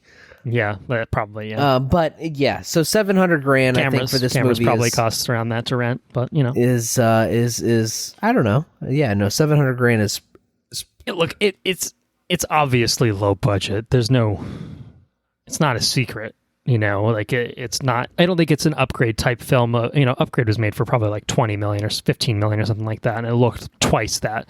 This looks about like it was made for $1 million or something like that in terms of films. A lot of money. I don't think though. I don't think it looks so bad to where. Yeah, no, Upgrade looks more expensive because it's no, you're infinitely talking about more a budget complex. It's literally almost right. Maybe 20 times as much. But but this movie, it's one that this was yeah. I think this movie could exist. In the $20 million film budget. Yes, there's a way to elevate this to a higher budget and then You probably get more expansive with kind of how the film approaches certain things. But I think that this film uses limitations as, it is limited in terms of what it can do, but I think that it becomes effective in other ways as a result of that. Hallmarks of a good filmmaker. Absolutely. It's I go back to The Evil Dead, with Sam Raimi and really any other just kind of film along these lines of, I want to do this, but I don't have the budget for it. So how do I get creative? And fuck, man, even Star Wars is in a way, although they went over budget with most of those original trilogy movies, it was just like a literal case of like, how the fuck do we do the thing? And you spend some time to figure out how to do the thing, and then you just do the thing. And like that's kind of a thing that's impressive, and it challenges you as a filmmaker to just, do things in a way that you weren't necessarily prepared for, or weren't really accounting for, but in some ways can benefit your film. Sometimes less is more. Oftentimes less is more. But that's this is a less is more kind of film. What do they call that? That's what's my word? I start drinking and I forget my word. God damn it. Not sure. No, it's what I'd throw you a lifeline if I could, but I don't know. No, when you bring something new to the table, when you improvise? Yeah, improvise, but what's it called when it's something that is innovation? It's innovative. Innovate. Yeah. When you innovate. So out of desperation, hey, I don't have the money to do what I think I'm going to do. I'm going to innovate. And sometimes, much in the case like George Lucas, I don't know, I have to make a new system for what I want to for the story I want to tell. And out of that desperation or that lack of something existing, you innovate and create something new that changes the complete environment of filmmaking or whatever industry you're in. And it's huge. That's what drives humanity. So it's fucking cool. So lack of a budget is more, I think more oftentimes than not, I think it's a fucking good thing. I think lack of budget's fucking huge. It's easy to put a green screen behind something and have a virtual camera. You know what I mean? It's easy. Yeah. I will talk about this phenomenon in our catching up section. So, I think it's exciting to watch compelling movies. I don't think this is the best movie I've ever seen. I don't think it's it's not the most original. No, it's not the most original. And even the style that it's taking from isn't it's not the most compelling. But it's wearing the style on its sleeve. It's not trying to be coy about its influences, but its influences are very apparent and have been done before. But that's fine. It's still good. Even though this doesn't necessarily offer anything super new or novel to the genre itself, I think that the filmmaking on display, it's clear that, Andrew Patterson, for a directorial debut, I think it's very impressive. It shows that this guy can work with a small budget and deliver something that's effective. I think the acting is really great, and I think that's a good mark of a director. And obviously, you need actors to carry their weight on that front too. But I think because of the way this film is shot, it necessarily relies on the strength of its actors to carry it, to make it effective. And I think it delivers on those points. And I think that when it has the opportunity to show off a little bit of technicality or, be a little stylish in its filmmaking, it does that and it delivers. And I think by the end, by the time it gets the opportunity to try to use that budget a little bit more obviously, I think it does it well, So even though it's not necessarily the most groundbreaking overall, it's still satisfying and kind of just an out of nowhere kind of thing. I didn't know anything about this film until a week ago when I saw that it was getting really good reviews on Rotten Tomatoes, and I was just like, well, fuck it. Why don't we cover it? Poke our heads in there. And this is another one I should mention that is even under 90 minutes. It's 89 minutes, and it's a low budget. They probably didn't have the money to film any more of this to add any more to the story really, but it uses that running time effectively. It gives you some time with the characters, it gives you some time to develop the plot, and then it gives you a climax that's, kind of brings it all together and satisfying. It's satisfying. I would agree with that. So yeah, that's kind of where I'm at with The Vast of Night, I think, on the whole. Any other non-spoiler thoughts for you? No, I don't have any non-spoiler things. I mean, I think the bulk of this movie is acknowledging what it is, and then, whether or not you appreciate what it is, because, I mean, it's what it's about, I guess. Yeah. So, right. And so moving into recommendation, I'll say that it's not a movie that's going to be for everyone. I think people could find it slow or a bit talky at parts, understandably so, but I thought that, and, again, recognizing it for kind of the low budget directorial debut that it is, I think it's still I thought it was interesting, and it's short enough that it held my attention pretty much the whole way through, and I felt like the way it was shot, the lighting of it, and just the cinematography, was just really kind of captivating, I think, overall, to the point where I was happy to have watched it. Again, another thing that, in this day and age when, you're starved for some new content overall, this is something that I probably wouldn't have given a second look in cinemas, but at home, in the comfort of my own home, I think it's a fun watch, and in a genre that I obviously am predisposed to like and enjoy. And I think that helps, certainly, but I was happy with it overall. I'll say yes. Just to assign it a rating. Not the most, again, groundbreaking film in any way, but a very well done version of what it was aspiring to. And, it didn't, I think because it didn't blow me away in any sort of major way, I can't give it the highest recommendation, but I think it's a really, really good thing for what it was going for. So, I don't know. I say yes. So, recommendation, I would say that this movie, much like what you said, it's not for everybody. I can't think of anybody but yourself to whom I would recommend this movie to. It's stylish. It's been told before, I think, in better ways. I mean, you could watch Encounters of the Third Kind, I think, and watch Close Encounters, yeah. Yeah, Close Encounters, whatever. Yeah, that's I think that's a vastly superior movie. Yeah, sure. But a massive fucking budget, So I mean, it's one of those things, I would say support the small guy, watch this movie, appreciate it for what it is, and push this director and the people involved in this film to greater things. I think it's a good start. Give this guy $10 million and a blank check, and I think you could see some really cool shit.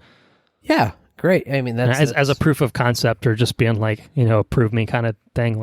I won't be surprised if we see some good stuff from Andrew Patterson in the future.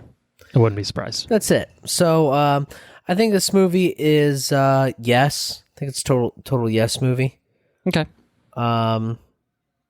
It didn't blow my socks off or anything else. There was a couple of individual moments that I thought were very cool. I thought it was well acted. I thought it was interesting enough. It held my attention. But yeah, I don't know. It's pretty much where it landed for me. Yeah, sure. All right. Well, let's get on into full spoilers for The Vast of Night.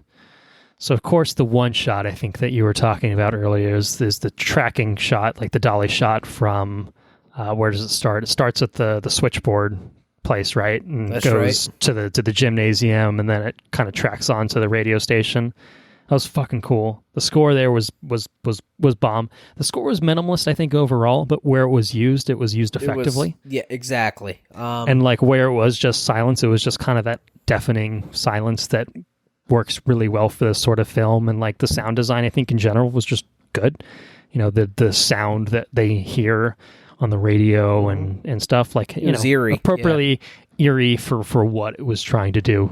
Just good, effective, really effective at what it was trying to be. But yeah, that shot was, I that was a thing where I was just like, oh, this is my shit. I love this. Like, That's it. You know, when it happened. And when it happened really well. Like, I mean, it was a well-made movie. I mean, there's no doubt about it. Very well-made movie. Just, I mean, I feel like you could have had somebody write a more compelling movie. I mean, that's... Well, you know, and the thing is, I think I like certain aspects of the low budgetness, you know, in the way that basically, you know, you get the story, the first story of Billy calling in on the radio. And the way they did that was pretty cool, to the point where it literally just kind of, it faded to black. And you're just hearing a voice for maybe 30, 45 seconds. You know, it becomes this radio drama for just a bit there. Which is fucking cool. And I liked that. The whole interaction with the black guy that... yeah, that's what I'm talking about. Is that okay? Yeah, that was fucking cool. That was great. That was, I think that was, aside from the one shot, that was fucking awesome. I liked that. Like, it was cool, you know, it kind of, well, you know, the whole thing has this whole not really frame story, but, you know, it's framed as an episode of Paradox Theater, which is obviously just Twilight Zone because, you know, we didn't have the budget to actually secure the rights to reference the Twilight Zone. But it's obviously just like kind of this, you know, once upon a time, here's an episode in an anthology series. And I think that was a really smart thing because, you know, again, it's not the most original concept, but if this was part of an anthology television series which deals with the whole gluttony of, you know, things, like, cool. Like, you know, if this was just episode 1 in a 10-part series, I would be like, all about it. Right. I'd be like, that was a great first episode. I would happily watch 9 other episodes. I don't want a sequel to this. I don't want 9 sequels to this episode, but I want to watch these people make something in the science fiction genre that's totally different. Right. And that's kind of what it feels like. You know, it was just like proof of concept of like, this guy's got the chops. Let him run wild with something else with more money and it'll be cool. Like, it'll be great. So that's kind of, you know, and I liked that they did that because that's it centered it in a way to let you appreciate it, I think, for what it was, and really kind of like tell you right off the bat, like, this is the feel we're going for. We're wearing our inspiration on our sleeves, so embrace it and hopefully you enjoy it. You know, stick around for the ride, kind of thing. And I did, and I enjoyed it. That was cool. Yeah, I liked that. I liked that part of it. I was the radio thing specifically. You know, just the way that it, you know, uses the black screen.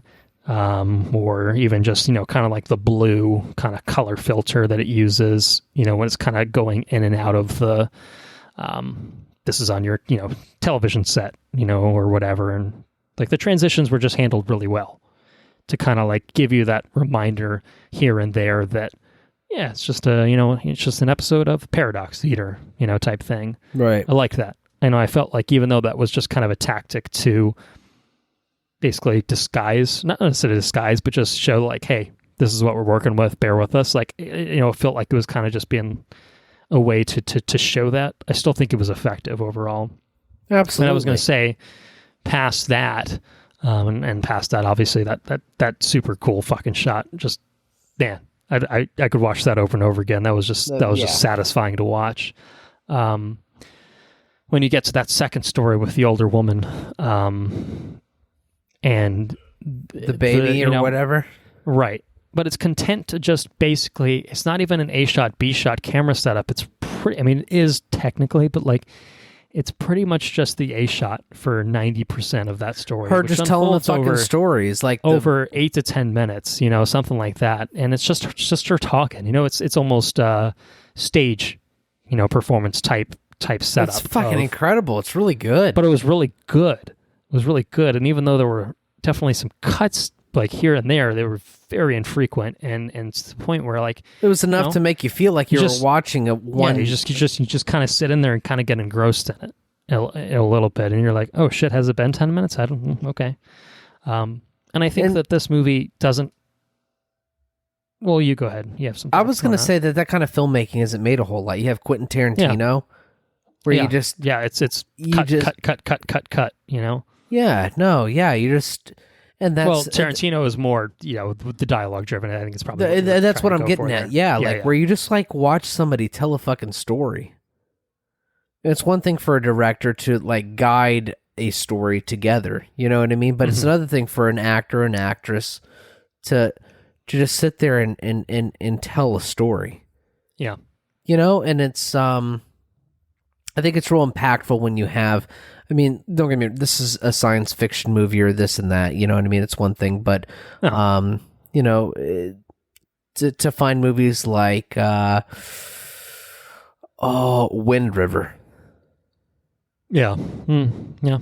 Wind River is a movie that comes to mind. I don't know why that comes to mind, but it's the last one I can think of where it just seems like long shots of actors or actresses just pouring their soul into single scenes, and it makes a significant difference. So yeah, you have your one shot, which is awesome. You have your radio drama, which is cool, but then you have this scene, which is unique unto itself, and it's just a monologue. Mm-hmm.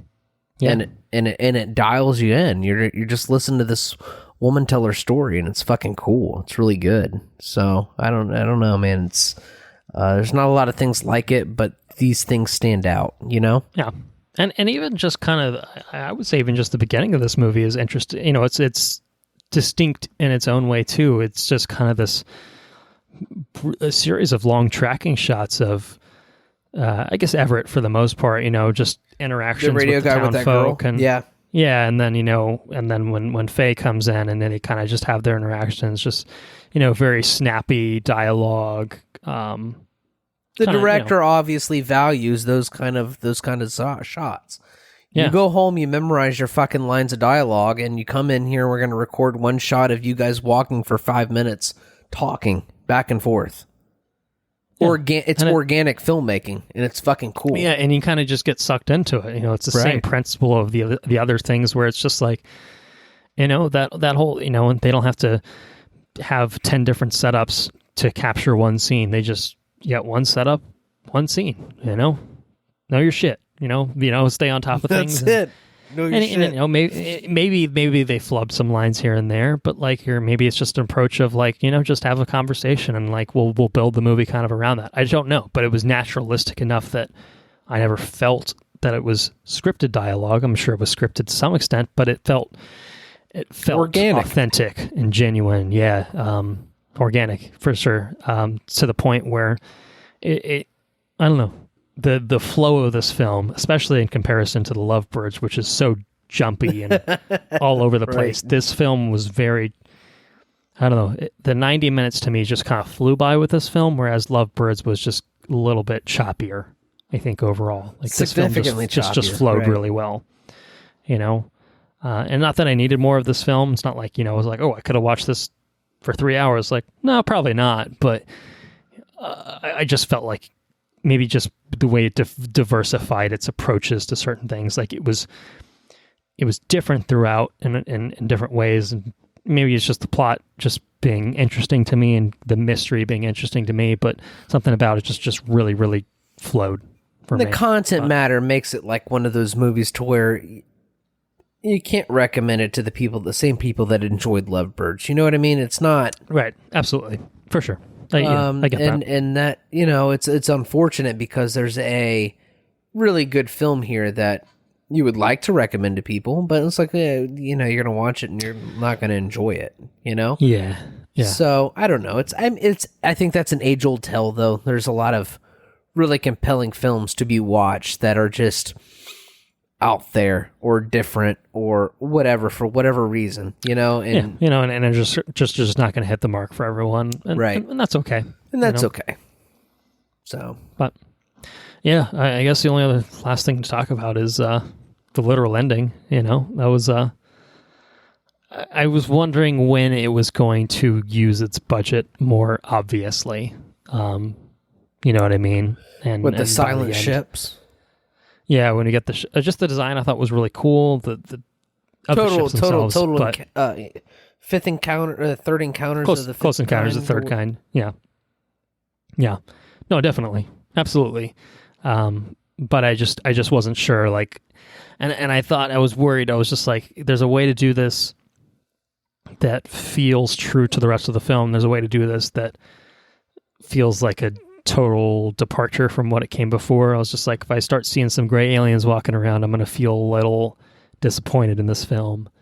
No, they went for it, dude. And they did a really good job. But I was appreciated that it was more subtle than that, while still being bombastic in its own sort of way of just being like, oh, fuck. Like, we did get a bit of a payoff of seeing something with the UFOs, and I enjoyed that. It was cool. And left them in ashes, didn't they? I don't know what the implication was. I don't know. I don't know if it was like they beamed him up like, the sun or whatever, or what happened, but I don't know. Even if I didn't quite know what happened, I still thought it was like, oh, cool. And like, just the weirdness of it was kind of just cool to me, of like, what's going on here, and the disbelief, and then just being like, oh shit, okay, kind of moment was cool. So I don't know. I don't know what happened to them, but just as kind of this, you get the stories building up, and then you get this moment. It felt like a good kind of way to bring everything kind of together. So yeah, I don't know. I assume they just got abducted, but because that's pretty standard fare alien science fiction UFO trope. But maybe not. I don't know. So, do you have any other thoughts? No, other than the fact that they used black people to do whatever they were doing, because they, nobody's going to believe the black guy. Yeah, no, that's true. Yeah, I did appreciate that, that kind of aspect of it while watching it. It's pretty shitty. Yeah, it's like, God damn, man. Even in science fiction fucking movies, we got this shit. Yeah. Bunch of assholes everywhere. Anyways, that's undoubtedly.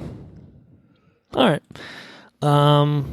Well, have you been up to anything terribly exciting since well, it's been a little while since we recorded the Clone Wars episode, which was our last regular episode. Of course, we'd have done a bonus episode in the interim, but have you been up to anything you want to talk about? Well, so I hung a light fixture, which is, something I did. Yes, it was a pain in the ass. Right over your. Well, I haven't been watching a lot of shit, to be honest with you. I've been doing things. I've been building things and doing. You've been things. using your hands, man. I mean, the handyman over there. Oh, all right. I'm seeing some progress pictures of.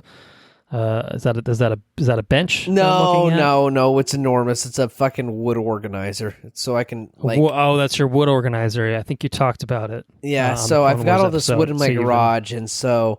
The longest pieces will be in this, like, inside of the bench apparatus there. It'll, like, lean up against that top post. I see. Because they're, like, 16 foot long. But I did build this with my hands, which, the listeners can't see it, but that's what I built. Okay, very cool. In the garage, and then, of course, I think you saw the light fixture. When the light fixture went, kind of... When you first come in the house, it kind of looks like an atom. There's like a circle with a bunch of rings and shit around it, and I hung that up on in the foyer. And did you make that with your hands too? I did not build that, no, but I hung it with my hands. I see. Okay, and it was a pain in the ass to hang. What else is there? I haven't really been up to a whole lot as far as watching stuff. I had goals watch to... Lovebirds and you watch The Vast of Night, so I did watch these two movies, yes. Had goals to, I don't know, play my Star Wars video game, but I haven't played it. I was going to do that yesterday, but I ended up working in the garage. I've got to clean out the garage. I put LED lights in Sarah's new Jeep in the floor, and that's what I was doing tonight. Cool. Running LED wires and stuff through her Jeep, so that's pretty cool. I've made a concerted effort to be a little bit more handy, which is. Oh, I've noticed. Yeah, and it's. I don't know. It feels good. Satisfying in its own way, right? Yeah. No. Absolutely. It feels good to be Like, I don't know. It feels good to manipulate solid objects with your hand. Fix-It. Yeah. It feels good. It feels fucking good. Is that about right? That's about right. Fuck yeah. You know, you got a problem? I'm fucking Mr. Fix-It. I can fix it. Let's make it happen. I can fucking do it, you know? And that's fucking cool, you know? So, yeah, I've made a concerted effort to be able to build things and learn how things are put together. And, you know, I more and more and more and more, I would like to move to the mountains and just have internet. I still need my internet. Yeah, but I would course. just like to It's a necessity. interact with people far less than what I have to interact with people now. And that's what I would like to do. Yes. I do not care to interact with people, to be honest with you. I'm getting weary of my interactions with the people. So, move me to the mountains, let me work with shit with my hands, and watch my movies and play on my internet. And that's it. Yeah. Maybe a little Star Wars every now and then. Fuck yeah. It's perfect. It's a perfect life. So yeah, I mean, I haven't watched a whole lot of things. I watched these 2 movies. I started to watch Jeffrey Epstein on the Netflix. Okay. Yeah. Okay. Sarah I caught haven't far seen it, more. or- She started it before me. I caught 1 episode and I fell asleep, and I slept for a couple hours, and then she finished the series. Jeffrey Epstein's a massive fucking piece of shit.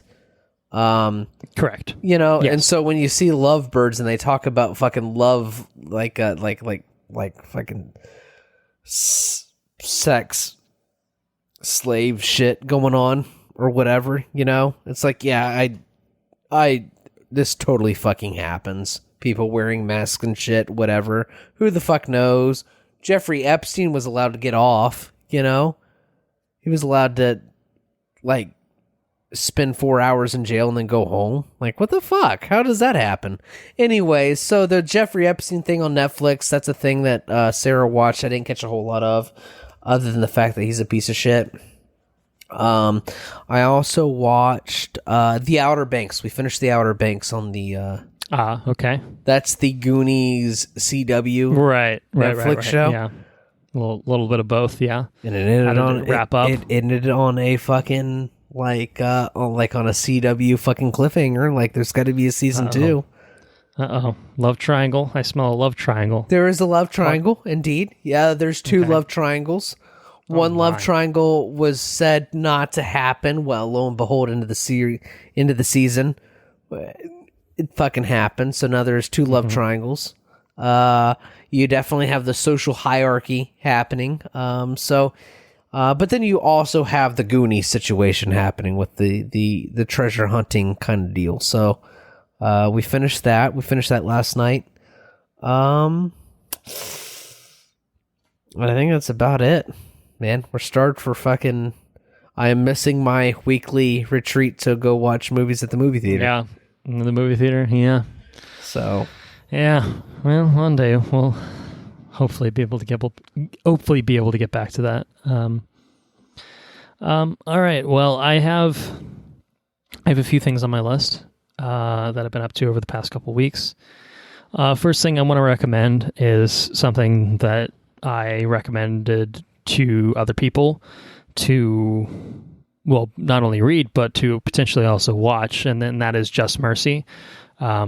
Read the book a while back, hadn't seen the film. I had actually bought the Blu-ray of it a little while back, and I ended up watching it. And this is something that, again, is free to rent. So I would encourage people to do so because I think it's great. I think it's a good film. Michael B. Jordan plays Brian Stevenson, who's the attorney that basically spins up the Equal Justice Initiative to fight death penalty convictions in Alabama. Alabama. And I think early 90s, I think, is kind of when it all kind of starts up, and at a time when people in Alabama really liked giving the death penalty, particularly to black men. And it's fair to say that, well, I don't think this is necessarily a hot take, but abolish the death penalty. That's my personal stance on it. But also, there are several instances of people just being wrongfully convicted in the first place. So regardless of your opinion on life sentences versus Death straight up penalty. death penalty, on capital punishment and stuff, like these are people that shouldn't be there in the first place, period. And again, whatever your That's feelings huge. may be You on can't give prisons the in fucking general, death but- penalty. Like, if you're going to give the death penalty, that motherfucker better have committed the fucking crime. Well, I mean, and kind of the point of the film is highlighting that there is, I think it's either 1 in 9 or 1 in 10 error rate in death penalty. Is that convictions, which enough? is fucked like, up. if you're going to do that, is it? No, like if you're going to execute one innocent person out of 10 people, which again, even one is arguably too many, Correct. depending on your perspective of things. Clearly in Alabama, they feel differently, but it's just, that's something's fucked going on right there. You know what I mean? So I think that's enough. But the film is, I thought was a good translation of the book. There's kind of one main narrative that happens throughout the book, and the movie basically centers on that. It's Michael B. Jordan, Brie Larson, Jamie Foxx, Tim Blake Nelson, and it's good. I think kind of telling of that's a the cast. book. Yeah, it's really good. And the book is better. You get more detail. You get a little bit more information out of the book. But I think in terms of just really kind of giving you the narrative kind of part of the book itself, it does a really good job of adapting that. And I think Michael B. Jordan is great. One of the few times I'd say in my life where I read the book before seeing the movie. Usually it's the opposite experience for me. I usually like to go back to the source material and see like what it was like. But it was nice to experience it in that particular way, and it was nice to see that it was done justice, I would say, in terms of being an adaptation overall. Directed by Destin Daniel Cretton, who's going to go on and do Shang-Chi for Marvel Studios, which I'm very excited about. So I highly recommend that. Free to rent. Again, check the episode description for a link of how you can get that through Cineplex. Moving on into Star Wars territory, I watched a documentary called Empire of Dreams, the story of the Star Wars trilogy, which is up on Disney+. And it's exactly that. It's about a 2.5-hour documentary about the making of the original trilogy, which I found to be pretty fascinating. It's, I think it mostly revolves around A New Hope, with about a half hour each reserved for Empire and Return, respectively. But I think it goes a little bit more in depth with just the production of the original Star Wars and, the near colossal disaster that it could have been, and reshaping it into the not colossal disaster, the now timeless classic that it is. And, highlighting George's contributions to Hollywood and his clashes with Hollywood. It's all very interesting, and it's interesting to see how George basically, did his own thing. He was kind of a maverick in terms of the Hollywood studio system. And speaking of Maverick, I don't mean to cut you off. I just fucking cut you off hardcore. I just watched Top Gun. Okay. I watched the original Top Gun just a couple days ago.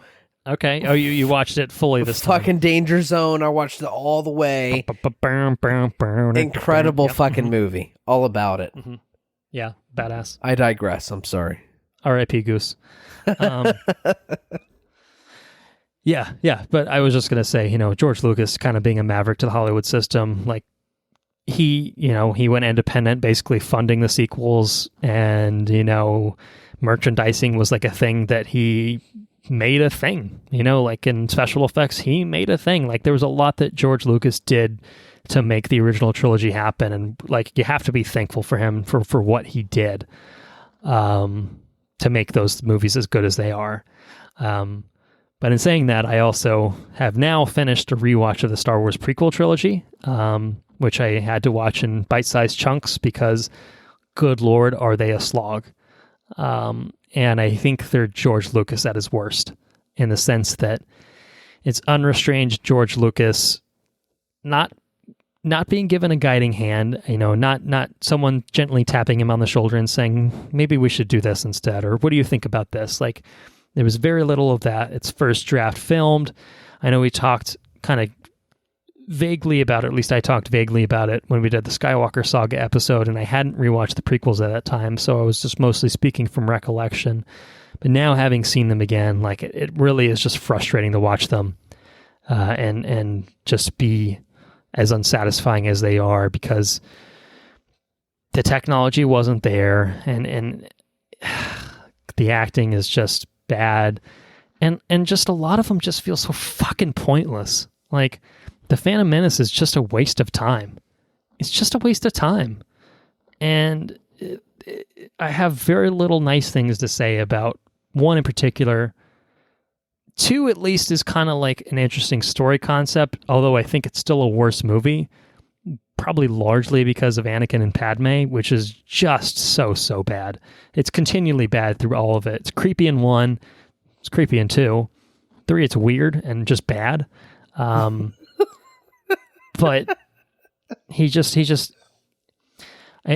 I won't get mad at George Lucas, because it's his thing, and he had a vision. I just wish that the things that he. Hey George, give me the broad strokes. Let me write you a story. It's like George basically like left to his own devices, and like the original trilogy like was just full of challenges, and like him like navigating through the challenges, and then the prequel trilogy was just like, can we do this with a computer? Cool, let's do it. Or, like even just interviews with Harrison Ford and Mark Hamill and Carrie Fisher just talking about like the dialogue in the original trilogy being like you I think it's Harrison that says like, you can write this shit, but you can't say it, and like that's the prequel trilogy in a nutshell. Is just like there's just so much that needed tinkering. It was close to being a really satisfying thing, but it just falls short of that. It just falls short of that, despite the ideas being there, and I don't know. I could go on for probably for a while, and I will try to cut myself short here, but it's just wasted potential is the Star Wars prequel trilogy. And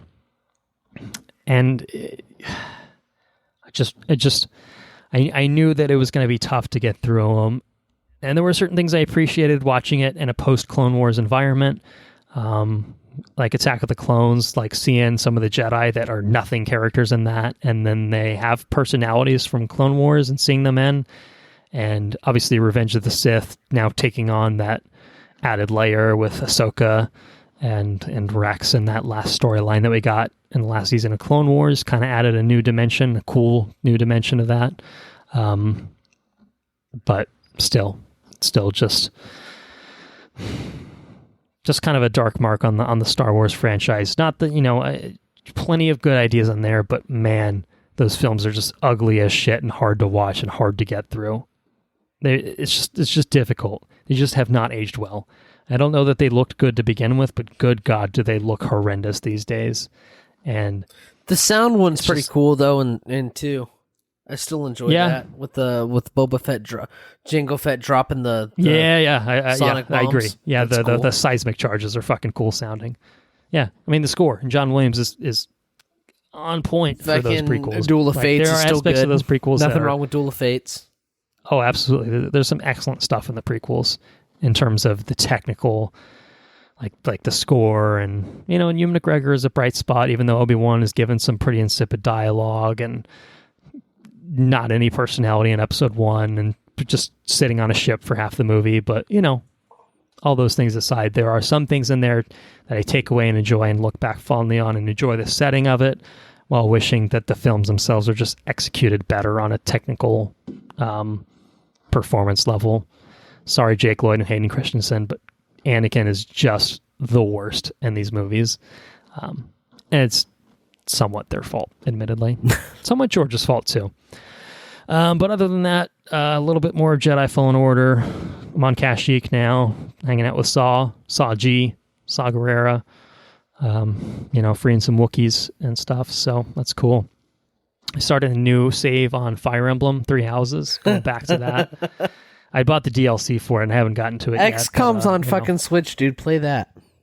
I did see that. I think I have it on Steam, though, so I don't know if I'd want to do it. I don't know. I like the portable factor, to be fair, but Fire Emblem sucks me in. I'm about 8 hours into a new save, starting a new house, so a new storyline, more or less, which is cool so far. Obviously, probably spoke about it on length many episodes ago, and I really enjoyed it, and I'm continuing to enjoy it, and, now having gone back to it months down the road. Last but not least, in terms of just reading, I am a little bit, maybe 80, 90 pages into Star Wars Aftermath, Empire's End, which has a lot of Jakku in it, which is cool, setting the stage for Force Awakens and such.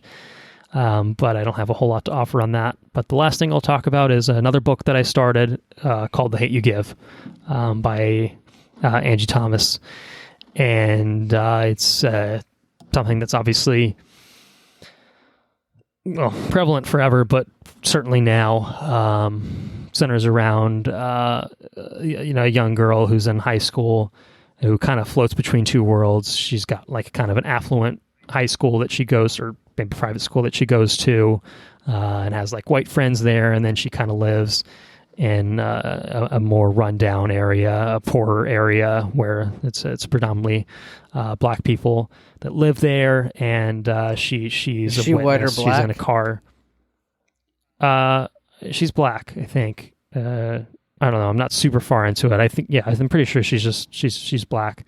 But I think that a lot of it's about like code switching of someone that's a black person hanging out with white people and kind of The world that acting. they actually interact with. Yeah, another, right? that, and then trying to and still kind of navigating her other area that she's hanging out with friends who are black, and how that's a prominent thing, and it's kind of written. It's written from her perspective, and it's a good writing style that really works well and lets you kind of sit with the character. But like second chapter, not a spoiler, and this was a movie. There was a movie adaptation that was made that I haven't seen, but was apparently very good. One of her like childhood best friends gets shot and killed by police after a stop for I think like a broken taillight or something like that, because he makes a sudden movement and he's black. So what first instinct is to shoot first and think later, kind of thing. So it's dealing with a lot of obviously again just very topical things now, but always topical things. Police killing unarmed black men and women is not a thing that has only cropped up recently. It's been a thing for quite a while. I think this book was written several years ago, and it's just now again just amplified now. But I'm only about 60 pages into it. It's a young adult novel, but I don't know. I think it kind of tracks maybe a little bit more than that. I think the style is kind of young adult, but it's dealing with a lot of themes that I think resonate, beyond that particular age bracket, and it's good so far. I'm definitely keen to read more of it and get a little bit more into where it's going to go. But I'll have some more things to say on that, I'm sure, in coming episodes. But that's it. That's it for my list of things that I've been up to recently. I again just want to urge anyone. Just Mercy, the book, the film, check those out. The Hate You Give, the book, probably the movie. Can't vouch for it personally, but good reviews. I've heard it's good. And any of the things we mentioned at the top of the episode, please, if you're looking for things to do with your time, I think you're going to find some valuable media in that list that we mentioned to spend your time with and engage with, and again, hopefully take something away from and learn a little bit something. So yeah, I think we can go ahead and say that'll be it for this episode. Thank you all for listening. If you enjoyed what you heard, please spread the word, particularly on the front of being involved, whether it's donating, whether it's voting, or encouraging people to vote, or encouraging people to engage and better themselves, learn how to be anti-racist and kind of what that means, and there's a lot that can be done and a lot that still needs to be done. So I think it's important to be aware, to talk to others, even if it's uncomfortable. We don't like to put things on Facebook that people in our family are not going to take too kindly to, but that's the kind of thing you have to grapple with, I think, for anything to really happen. So, it's something. I think people need to think about and grapple with, certainly. So on the subject of Patreon, we again have that new bonus episode that is up, available for listeners on Patreon, about a 6-film kind of COVID-19 pandemic special, as we've titled it, centering around 6 films that involve viruses. We are going to cover, just as a preview of things to come, I think early July, we plan to do our next iteration of the Studio Ghibli coverage, which will consist of the films that were released in the 1990s from Studio Ghibli, which I believe is 7 films. So we'll have a lot going on for that episode, so that'll be something to look forward to in the future. But as we mentioned in the beginning, our donations were partially funded from Patreon, and so anyone that wants to get in on Patreon and get our content, I can assure you that any money that gets sent our way will continue to be donated. So not only will you know that your money is going to a good cause, but hey, you'll have a little bit of extra stuff from us, particularly. Not that you need that, not that you should need that motivation particularly, but again, it's just something that we're throwing out there to try to incentivize people, because I think that's something that could potentially be helpful, and so we're happy to play our part in that regard. So patreon.com/watchreviewrepeat. Alternatively, just head to our website, watchreviewrepeat.com. Follow us on Twitter @WRRPod. Search for us on Facebook. Grown Facebook. Mark Zuckerberg sucks, but Facebook, whatever. We're on there right now. Watch Review Repeat. Otherwise, questions, comments, suggestions, please send those our way. watchreviewrepeat@gmail.com. If you have the chance to engage with anything that we've recommended, we'd love to hear about it. Anything else, we'd love to hear about it too. Whatever floats your boat. watchreviewrepeat@gmail.com is our email, one more time for those listening. Our intro and outro track is Mechanolith by Kevin MacLeod, licensed under the Creative Commons by Attribution 3.0 license. Last but not least, we haven't talked about it, but To Five Bloods is coming to Netflix pretty soon, so that could be a potential topic to cover for our next episode, but open to recommendations on that front as well. So yeah, we'll see. We'll keep you guys posted on what we're going to be looking at. So until our next episode, or until the next time you tune in, we at Watch Review Repeat would like to say, take care now. Bye bye then. Laters on the Menge.